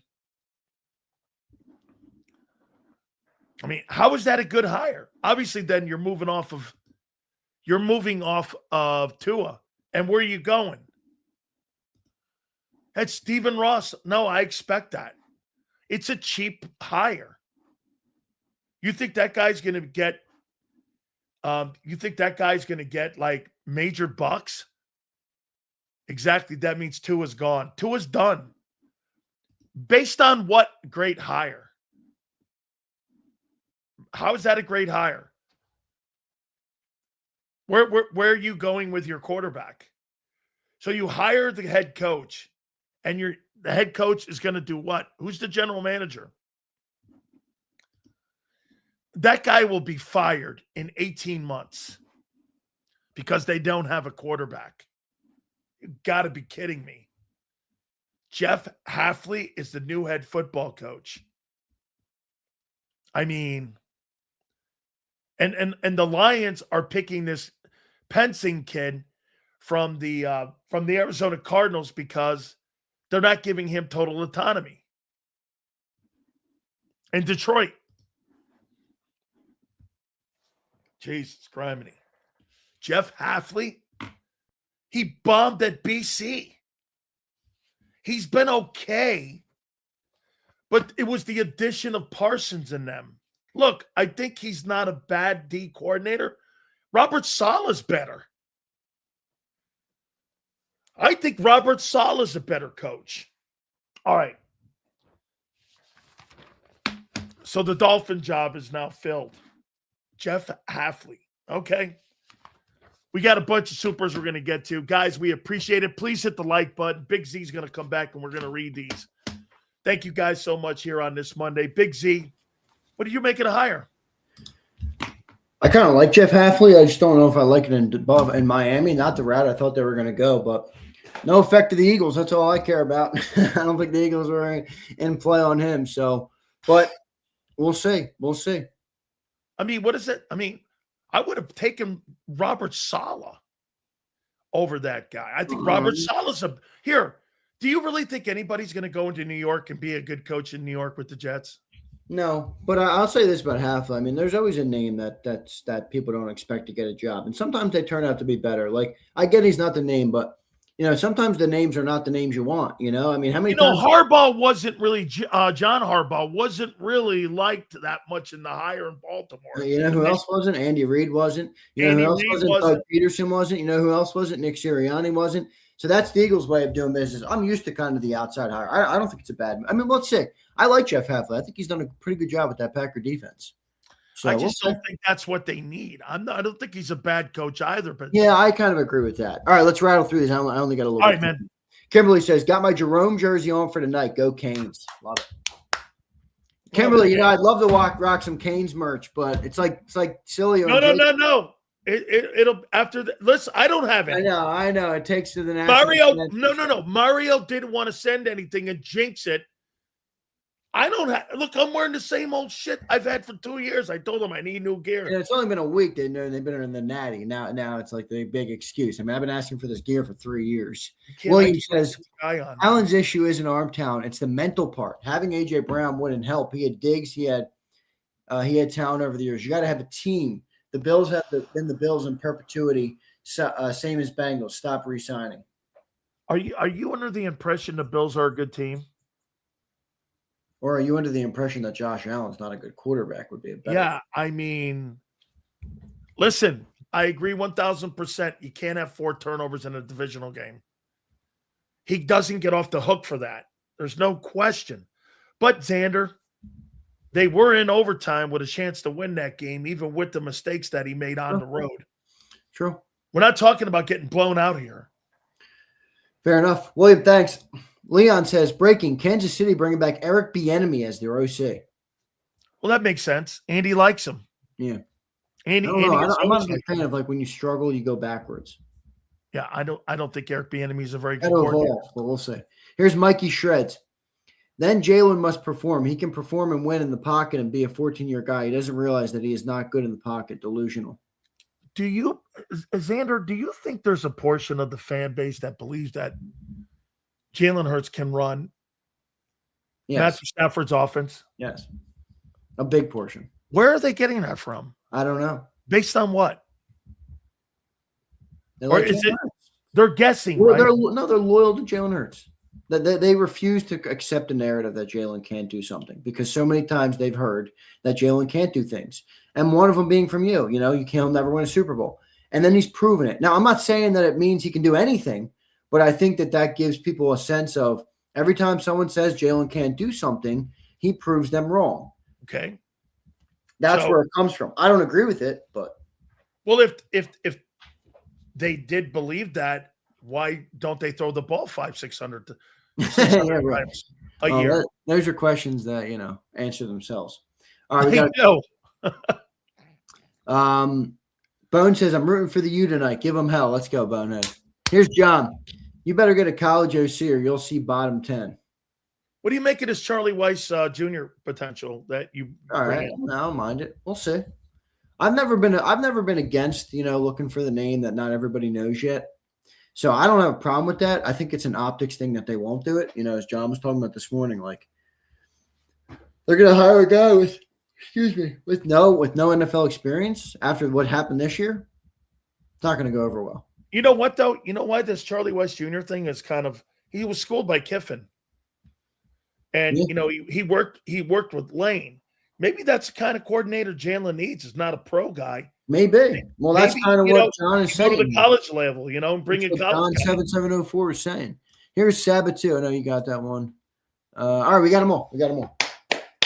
So what do you think happens tonight? Miami wins the upset. Give me it. I'll take it. All right. Hey. Get the 8. You take the 8.5 in Miami tonight. I think they win the fucking game. Fuck the 8.5. I'm not a betting man. I don't care about no damn line. Win the ball game. They got to run the ball for 150 plus tonight. Okay, they got to win on first and second down, and they've got to get pressure on Fernando. What's that back's name? Fletcher, right? Yeah, Fletcher. You need that guy to go off. He's an awesome player, though. He's got to be the MVP of this game. Yep, I agree. All right, bro. Enjoy. I'll be listening to the end of your show. All right. Got you, man. Appreciate you, bro. Thank you very much. Absolutely. Yep, sir. I'm going to hit on that AJ report of him demanding a trade and wanting out.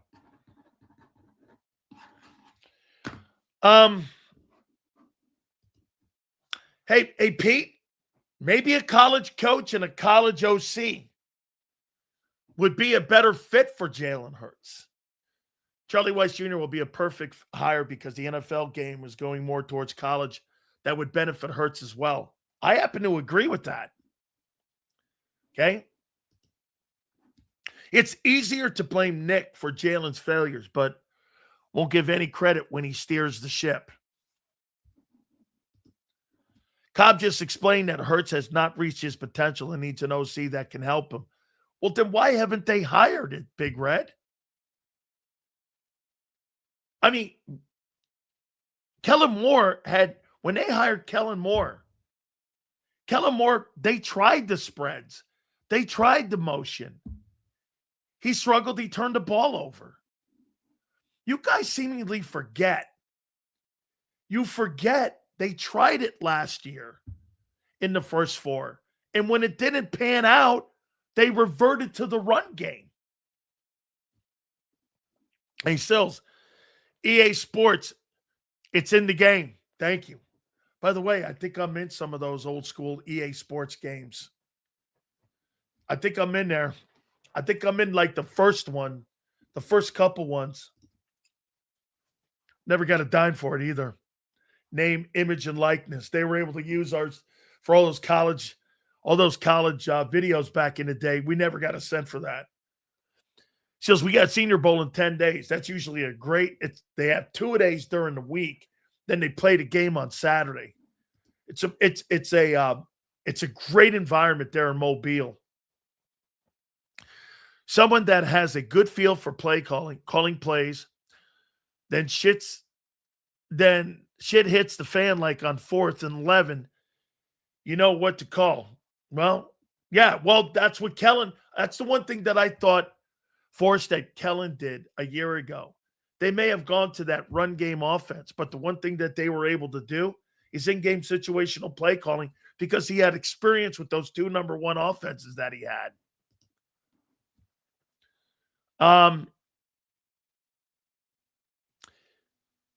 No experience in the NFL, but was a play caller for 2 years. Patullo was, yes. Yeah, well, yes. The Eagles treat the first 4 games of the season like preseason. They get mad when the offense struggles with 0 live game snaps. They would rather be healthier, though. By the end, they would rather be healthier. That's how they look at it. Okay?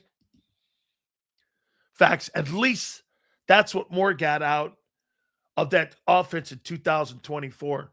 I think Kellen Moore got that job based on the fact that he changed to the quarterback skill set.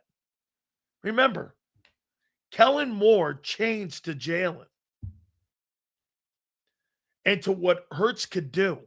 That's why he got that Saints job. He didn't get the Saints job using his offense.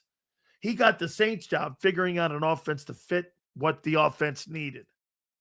Now, let me get to this AJ thing. How do you handle AJ going forward? How do you handle him? Do you try to mend fences? Jalen, it was funny. Jalen Hurts and those exit interviews that we saw from the locker room, he was like, AJ and I are in a good place. I thought those were like off-the-cuff comments. It came from nowhere. You know, it was like, okay, well, why would you make those comments? I wonder if those two guys had conversation at the end of the year about the future of the team. You're not better without A.J. Brown. I am 1,000% against moving that guy. You know why? It doesn't make you better. Taking on money, moving off that kid, and thinking you're going to find a replacement for A.J. Brown doesn't make sense. It just doesn't.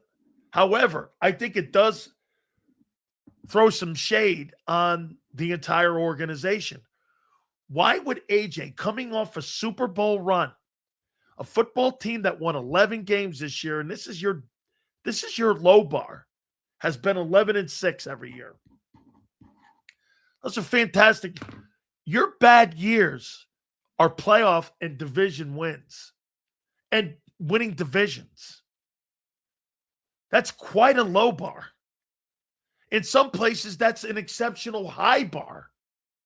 I mean, look at the Jets. I always use them because they're the low bar.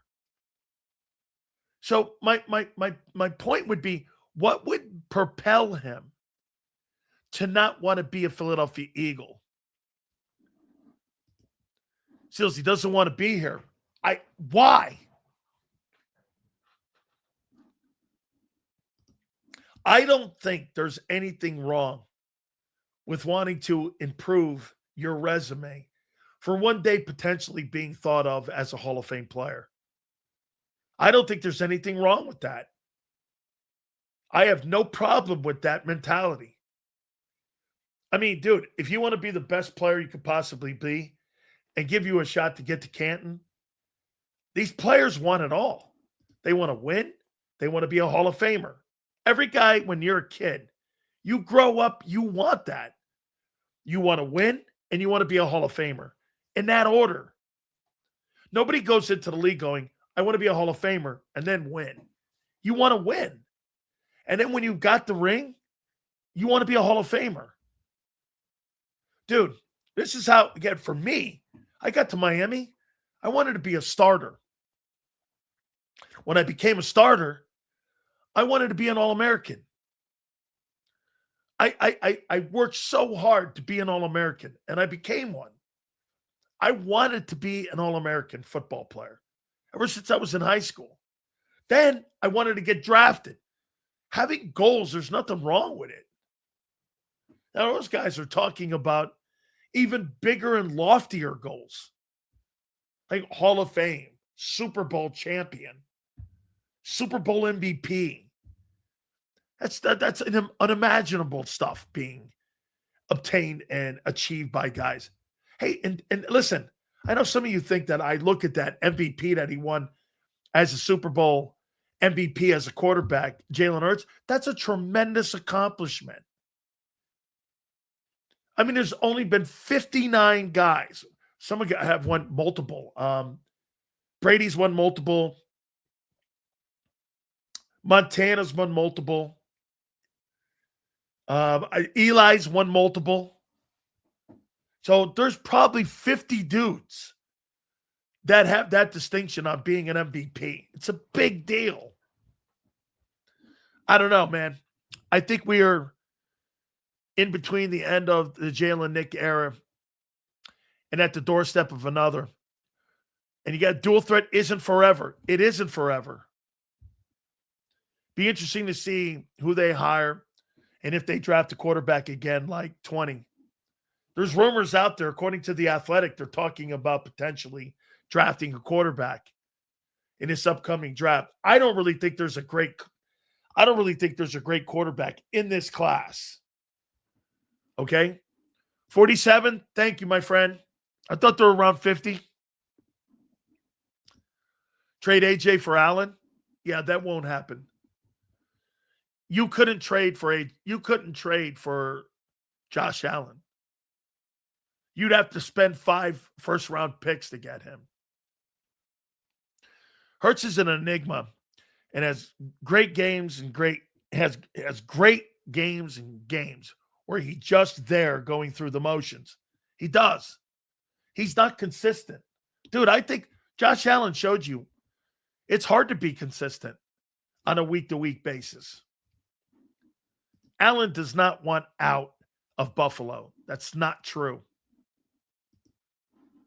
Says, you think we draft a cornerback or safety? I think you're going to draft an offensive lineman. Hey, Sills, where's the guy from the chat who said, who's the guy that told him the NFL fix was in on the Rams versus the Bills on the Super Bowl on Friday? Hey, I don't know. Imagine if Dable gets the Bills job. I thought he turned the ball over more. I did. I thought Josh Allen turned the ball over more with Dable. I did. Buffalo has no GM. That'll be interesting. You know what I'd do? I'd get that assistant to Howie Roseman. And I'd bring his ass up. They need to get somebody up there that's cap smart. And get a general manager in the building in there. Look what Houston did. Houston got Nick Caserio in there, and they changed the entire landscape. Coming off the Deshaun Watson mess, Caserio did a great job. By the way, I want to show you something on AJ here. And this goes with Julian Edelman. Julian Edelman is never going to be a Hall of Fame football player. He's got 3 wins, 3 rings, and a Super Bowl MVP. And he's got 6,800 yards in receptions. He's not going to the Hall of Fame. He's got 3 rings. How come he's not a Hall of Famer? He's a Super Bowl MVP. He's not going to Hall of Fame. He's not. 3 rings. An MVP in that game. You know why he's not going to the Hall? He doesn't have the resume. Explain that to me. He's got a more impressive resume than Jalen. I mean, he's got a more impressive resume than A.J. Brown. How come he's not going? He'll never get to the Hall of Fame. Julian Edelman is not a Hall of Fame player. Got 3 rings, and a Super Bowl MVP award. How come? His regular season numbers are nowhere to be seen. That's why. Okay? Glazed Donut Allen take a big shit on Hurts. The show should be called the National Josh Allen Show. No, we recognize greatness. Josh Allen's a great player. Allen will not go maybe and win a Super Bowl. He doesn't need to. He'll be a Hall of Famer. I do think he needs to if he wants to be considered one of those upper echelon guys. He's got to win one. But as an overall talent, he's spectacular. Josh Allen's going to the Hall of Fame. What if Howie trades Brown to the Bills for picks and eats the cap since there be a pre-June 1st? I know Howie's good, but don't know if he's that good. You're going to have to carry that number now all the way until June 1st designation now. Remember that. Allen is comfortable in Buffalo. He doesn't get held accountable. People feel bad for him. Nobody feels bad for a guy with 4 turnovers. Feel bad? Who's feeling bad for him? He was upset at the podium. Somebody was goofing on him. You know what I thought it was? Thought it was passion. Thought it was love of the game. Feel bad for him. Can't turn the ball over 4 times. It's a red check on his career. Absolutely. Dude, you can't do everything perfect. But that's one of the things you got to get right. Same thing with Lamar Jackson. Lamar Jackson's got 2 MVPs. And Lamar Jackson gets shit on too. And he should. Got to win the game. I think if Josh was dropped into the Eagles offense with KP, he wins the Super Bowl. That's just me. Or because he's dropped in with Nick, he's not going to have an opportunity to have those turnovers. Can't turn the ball over, dude. The one thing that Jalen Hurts does that is so good, he does not turn the ball over. And not turning the ball over is a prime example of what you saw in Chicago with the Bears, what you saw in Denver with the Bills. Can't turn the ball over.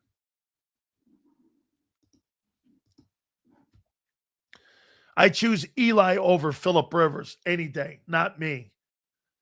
Eli Manning is nowhere near the quarterback that Phillip Rivers was.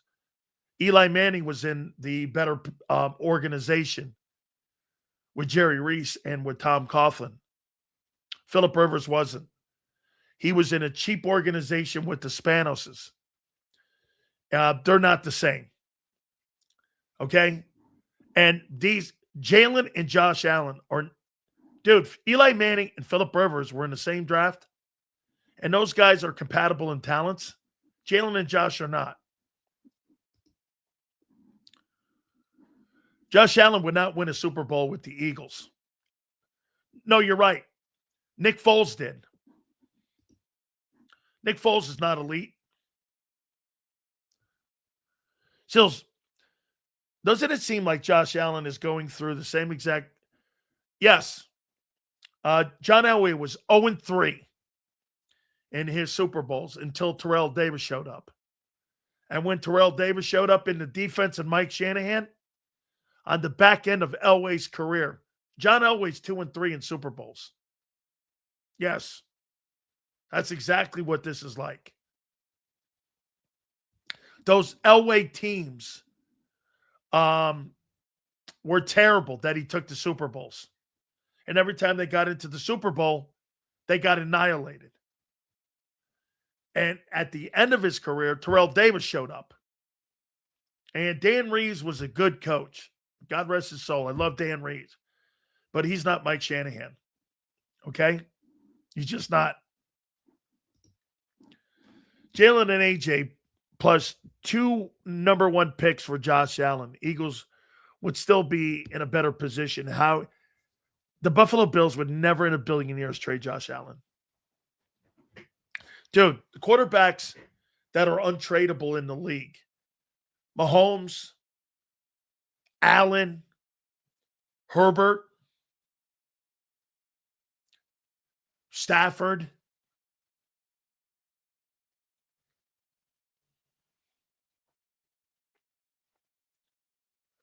Those are probably the only ones.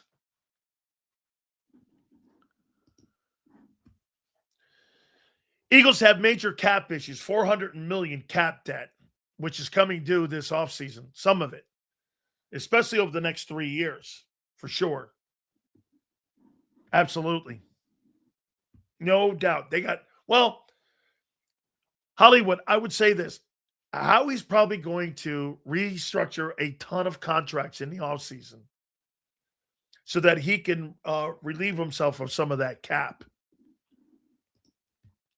Okay, my bad. I thought you were saying Allen wants out. Okay, so no. Josh Allen doesn't want out. Why would he want out? The organization has to do better. He has to do better. He can't have 4 turnovers.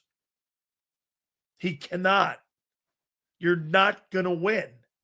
Dude, if he has 1 less turnover in that game, okay, 1 less turnover in that game, they win that game in Denver. Super Bowl is the ultimate prize. It's not the Hall of Fame individual achievement. My friend, there's Hall of Fame, there's players that have won the Super Bowl that have been named the MVP of that game that aren't Hall of Famers. Being in the Hall of Fame is the ultimate thing for a player. You want the Super Bowl win, but Myles Garrett has no chance of ever getting that. Myles Garrett has a chance to be a Hall of Fame player. Angelo, he has no shot to win a Super Bowl in Cleveland, and he's going to retire in Cleveland. He was drafted there. He'll retire there.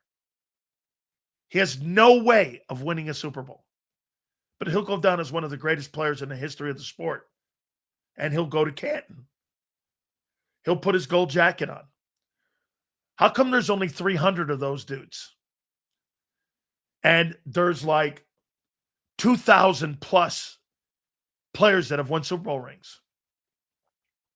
That's like saying, Angelo, that you think that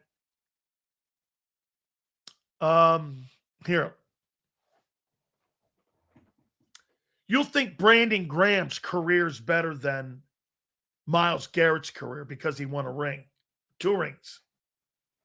He's not a better player. Graham's not going to Canton. Garrett's going to Canton. Why would he want out? He's comfortable there. I don't know if he's I'll tell you this. I think Joe Burrow is a better guy to have a conversation about. How in the world can you be comfortable in Cincinnati? Montana was traded because they had another Hall of Fame quarterback behind him. Montana was getting hurt all the time. It's not true. The story with Joe Montana went down this way. Eddie DeBartolo has said it on my show numerous times. Joe Montana's the biggest mistake he ever made in his life. Carmen Policy and Dwight Clark, who was the GM at the time, after McVey left and after Walsh left, they said this. They were trying to transition to get to Steve.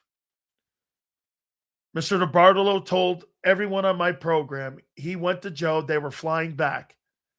And Dwight Clark, his friend, had betrayed him because they were setting the table for him to leave. And he told Joe, listen, if you don't want to leave, you don't have to leave. Montana said there's too much bad blood been spilled, and that ship sailed. So he went to Kansas City. And prior to Mahomes getting there, the only quarterback ever to put the Chiefs into an AFC championship game, other than Len Dawson, was Joe Montana. He led that Chiefs team to the AFC title game. And when obviously Mahomes got in there, That's when they started going to Super Bowls. But, yeah, Joe was given the chance to come back.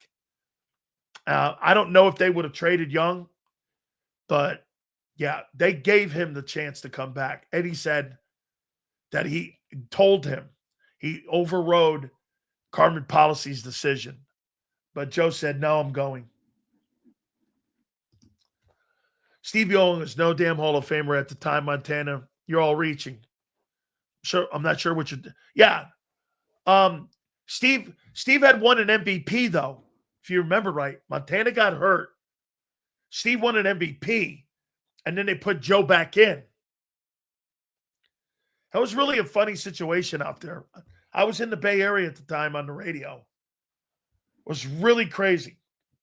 And there was half the city wanted, kind of like you guys with Foles and Wentz. Half the city wanted Young. They wanted to move on. And a lot of people, including myself, I didn't think they should have moved out from Montana. I think Joe, if he would have still been on that team, would have won his 5th Super Bowl. Well, let's see. He says that Joe Montana was getting hurt. So let's take a look at that. Remember, back then they only played 16 games. So he says Montana got hurt a lot. Or it was starting to.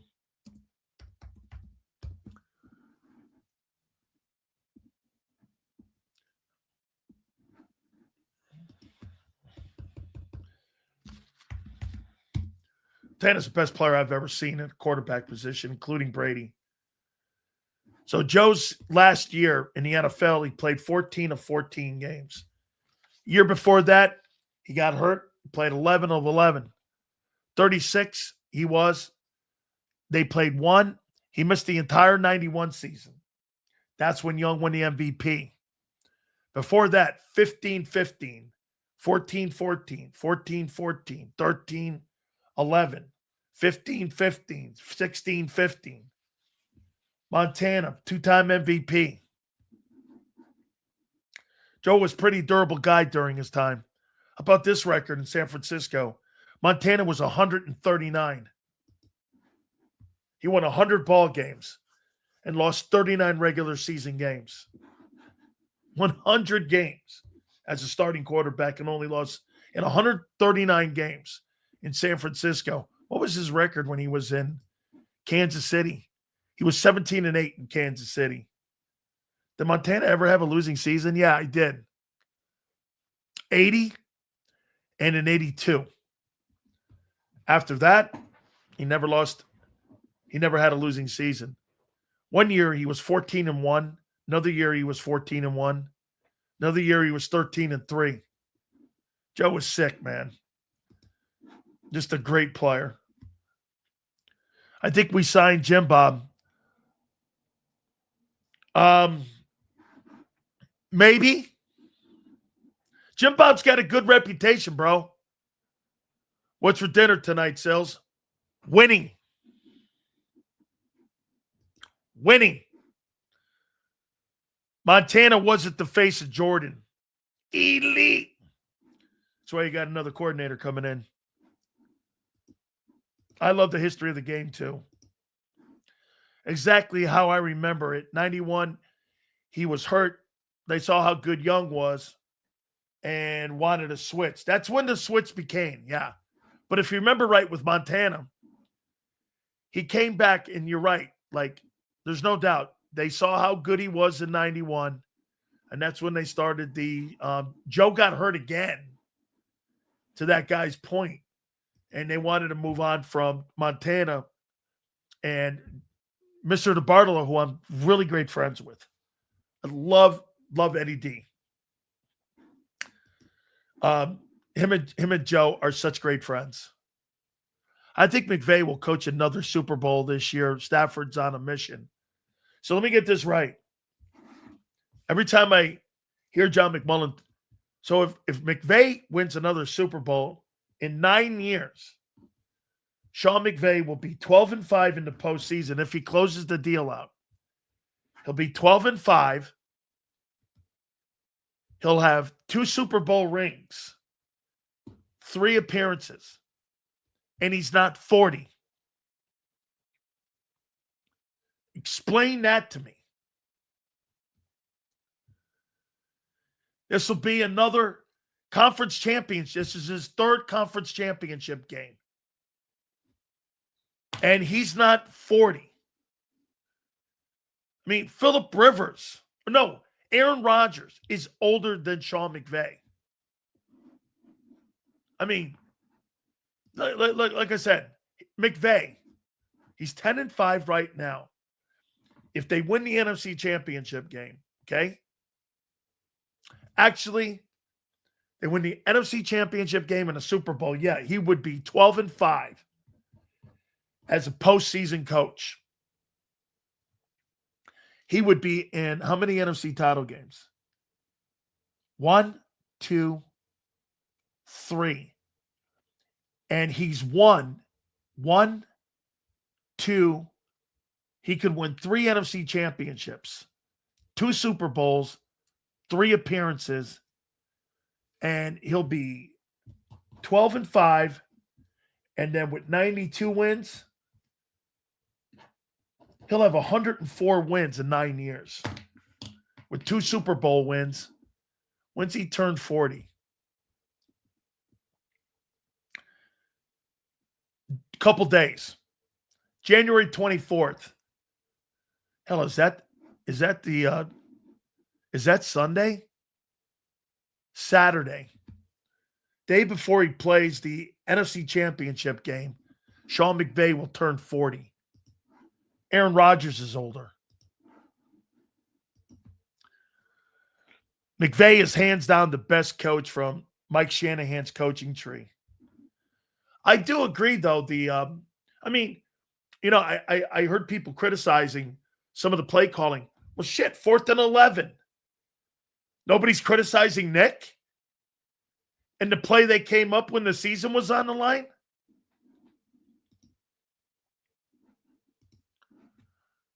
We have recency bias. Young fans never seen Montana play. Don't know how great he really was. Angelo, if you ever listen to Lawrence Taylor talking, Lawrence Taylor is like, I would knock the GOAT out of Tom Brady. He goes, for me, the greatest player in the history of the NFL at the quarterback position, he says, is Montana. He goes, he took hits. Guys don't get hit today. He got up. He sat in the pocket, and he was fearless. He was. I hit him. This guy was fearless. Fearless. I'm not saying Brady's not, but Montana took massive hits. They hit from Burt. They hit from Leonard Marshall. Separated his sternum. Broke his spleen. This was on the field against the Giants alone. He was so freaking great. If the Pats get another one, Bob Kraft needs more trophy cases. Hollywood, here's something crazy. Bob Kraft may not get into the Pro Football Hall of Fame this year. And I believe that him and Belichick should go in together. If Bob Kraft doesn't get in, since Bob Kraft has owned the team, let me see. They've went to how many Super Bowls? They went to that one. They were 9 Super Bowls under Belichick and Brady. They were 9. They won 6. They were 6-3. He went before when they got beat by the Bears. So he's won 10 NFC championships. If he wins another one, this will be 11. His 11th conference championship. And if they happen to win the Super Bowl, it'd be 7-3 in Super Bowl with 3 different regimes. I mean, incredible. And how he's been able to go through different, giving Howie credit for what he did in 17, different coach, different quarterback, different roster is enormous. It's great. But Kraft has done it with different people completely.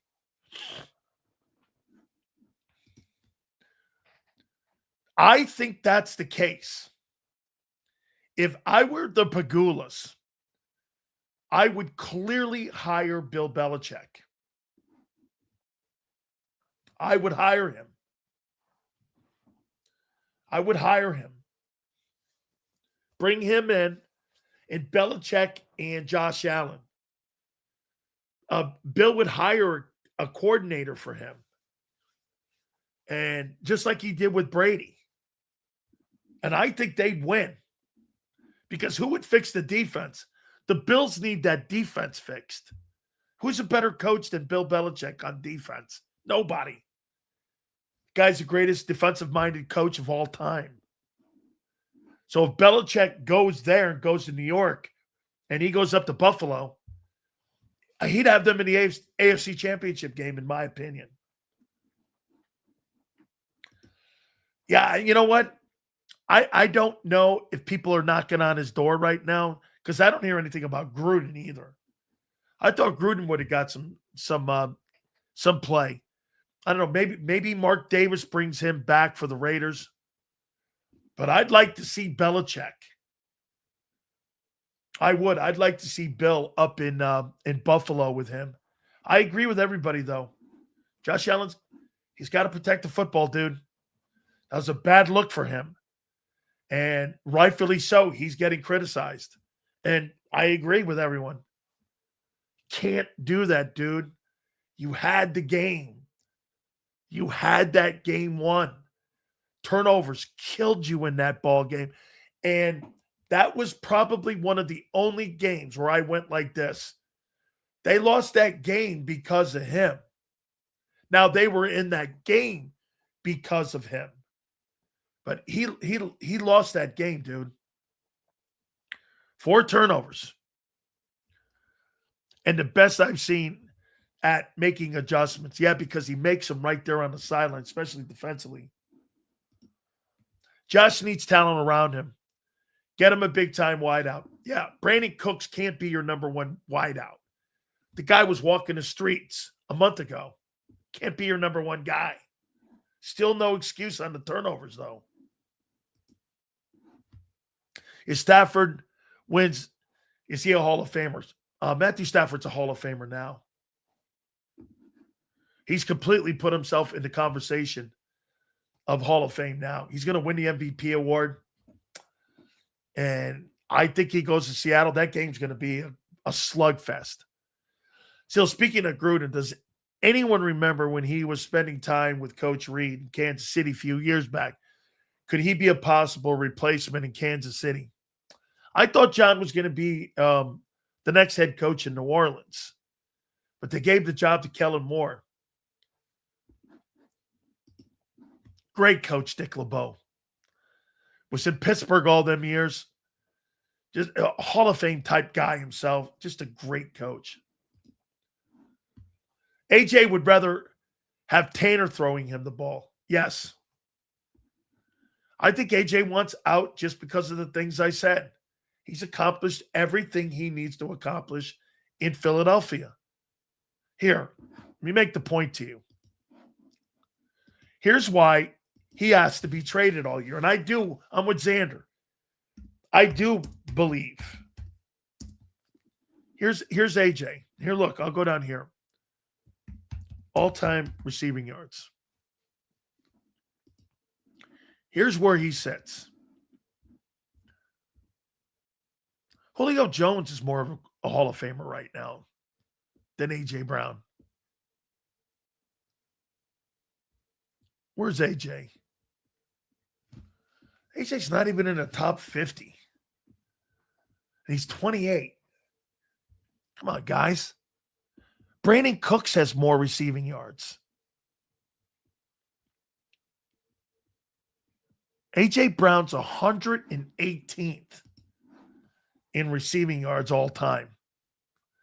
He's got a ring. Here are guys that are ahead of him.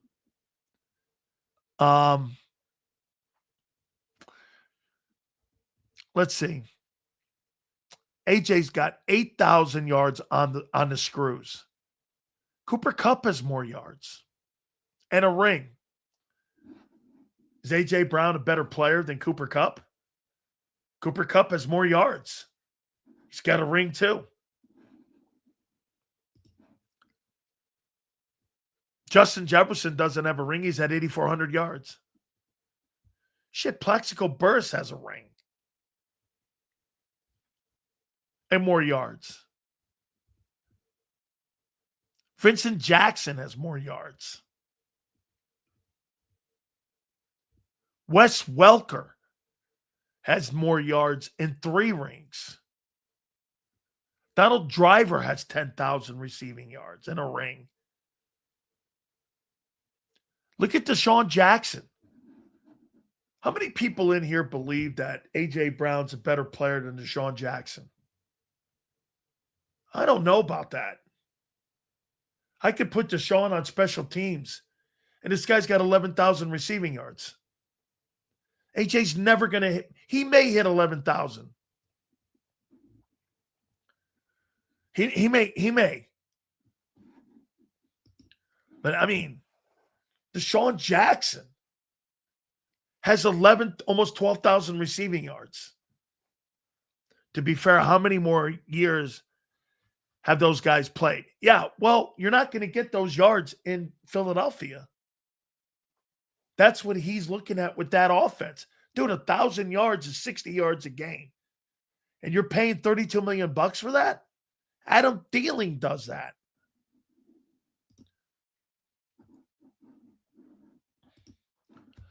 Don't voters take into account the offense? No, they don't. How could you do that?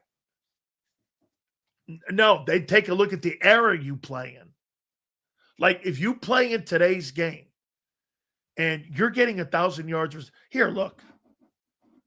Here's the guys this year.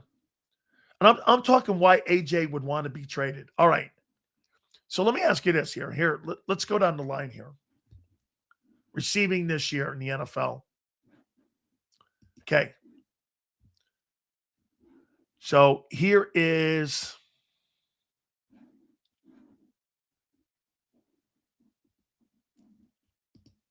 the NFL receiving this year. Let's go down here. Let's see. How many 1,000-yard receivers did the NFL have this year? Let's see, regular season. Here we go. So this year, here's the guys that had more receiving yards. Stephon Diggs, not a Hall of Famer. Wayne Dale Robinson had more yards than A.J. Brown. Chris Olave had 1,100 yards. Zay Flowers. Trey McBride. These guys aren't Hall of Fame players. Alec Pierce. Have you ever heard of him? He had the same receiving yards as AJ. Alec Pierce, who plays for the Colts, had 1,003. Think he's elite? Alec Pierce is who he's now being compared to. Alec Pierce. Alec Pierce was like the Colts wideout. He had 1,003 yards. I mean, look at the names. Here's the big receivers. The kid in Seattle, 1793, Puka, Pickens, Chase.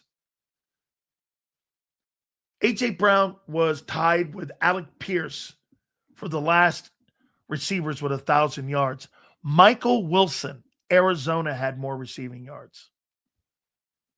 Like I said, Stephon Diggs had more receiving yards. Kyle Pitts had more receiving yards. That's why AJ wants out. He thinks he's still one of those guys at 1,500 yards. Well, he had more receiving yards. Yeah, that was early on, Senor. I saw that too. He was really like coming into a zone when Danny Dimes was early. I forget what that record was. I thought they were like maybe 8-2 when the guy went down, or maybe it was 6-2. He was pretty good. He was. Imagine if the defense was still allowed to hit. Whew. Yeah, no, AJ doesn't see himself down there as 1,003 guy, though. He doesn't. He does not see himself like that. That's why he wants out. He wants to put at least 12,000 yards up and then let the resume speak for itself. And he wants to be considered a Hall of Fame guy. That's why when you hear that report, hey, man, I want out. I completely understand why he wants out. He's done a lot. Now, me personally, I'll say it again. I'm not getting rid of and I'm not moving off that guy. That's not happening. That does not make me a better team moving off of A.J. Brown. It doesn't. All right. We'll come back. We'll give you my final thoughts for tonight's game. But don't forget our great friends at Morgan & Morgan, the #1 injury law firm in all of America for a reason. By the way, we're getting all kinds of folks from Morgan & Morgan wishing Big Sills good luck tonight here for this national title game, and we appreciate that. Family run, family owned. Absolutely, folks. The #1 reason that they are the #1 injury law firm in all of America is because they win. Go to forthepeople.com/Big Sills or pound law 529. That's FORthepeople.com/Big Sills or pound law 529. And do me a favor, you tell them Big Sills sent you. There's a reason Detective Johnson is the gossip king. Oh, did you hear? Jackie and Tom are getting a divorce. Sad. Well, I heard that Ashley had work done on her face. Yeah, oof. Just like there's a reason Morgan & Morgan is America's largest injury law firm. Injured? With over $25 billion recovered for our clients, there's a reason to go big. Bathroom? Okay. Morgan & Morgan, America's largest injury law firm. Oh, okay. Ignite your nights with free live entertainment daily, only at Live Casino and Hotel Philadelphia's Center Bar. 7 days a week, enjoy some of the region's top party bands, performers, and DJs as they take the stage in the heart of the casino action. Great cocktails, live music, and lively moments. It's all happening at Center Bar at Live Casino and Hotel Philadelphia. Visit livecasinophilly.com for more details and the complete list of upcoming events. Must be 21 or older. Gambling problem? Call 1-800-GAMBLER. This is Eric. When he got injured in a car accident, he called Morgan & Morgan. He not only gets a lawyer, he gets trial lawyers like Sam and Jessica who are in it to win it. He gets his own investigators with briefcases, leather ones. And if you ever have questions, our customer service folks keep things rolling. Injured? We're your army. Morgan & Morgan, America's largest injury law firm. Welcome to the Jet Setters and the High Rollers, to the Shot Takers and the Tastemakers. Welcome to the Viewfinders, the Thrill Seekers, and the Night Owls. Welcome to everything you could possibly want on one 5-mile island. Welcome to the Wildwoods. Book your stay today. In our hometown, we all look out for each other. We go the extra mile to lend a helping hand. Thank you. We step up to keep our communities going strong. And at Independence Blue Cross, we're here to keep you going strong. We've been deeply rooted in our communities for more than 85 years. And that connection to members has earned us our spot as the #1 health insurer in the region. So while you look out for your neighbors, know IBX is always looking out for you.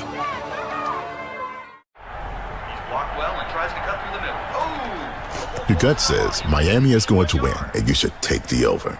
Your gut also said your NFC selfies would only go up in value. They didn't.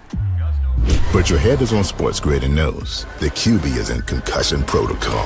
The backup has a 45 QBR against the zone coverage. The New York D has the most sacks in the league. So yeah, trust your head. It's smarter to be on Sports Grid. EAGLES.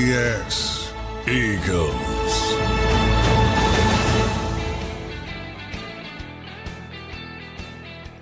(26-24) Hurricanes. It's the biggest moment for our program in 25 years.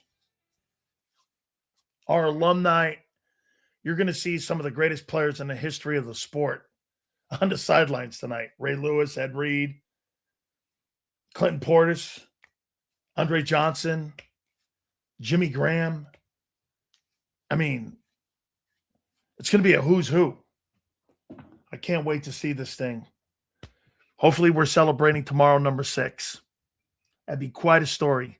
Close off Mario Cristobal winning 2 national titles as a player and now 1 as a coach like Jimmy Johnson. Big Z, Joe, thank you. 2-6 tomorrow. Let's hope we bring home a championship tonight. And go Canes.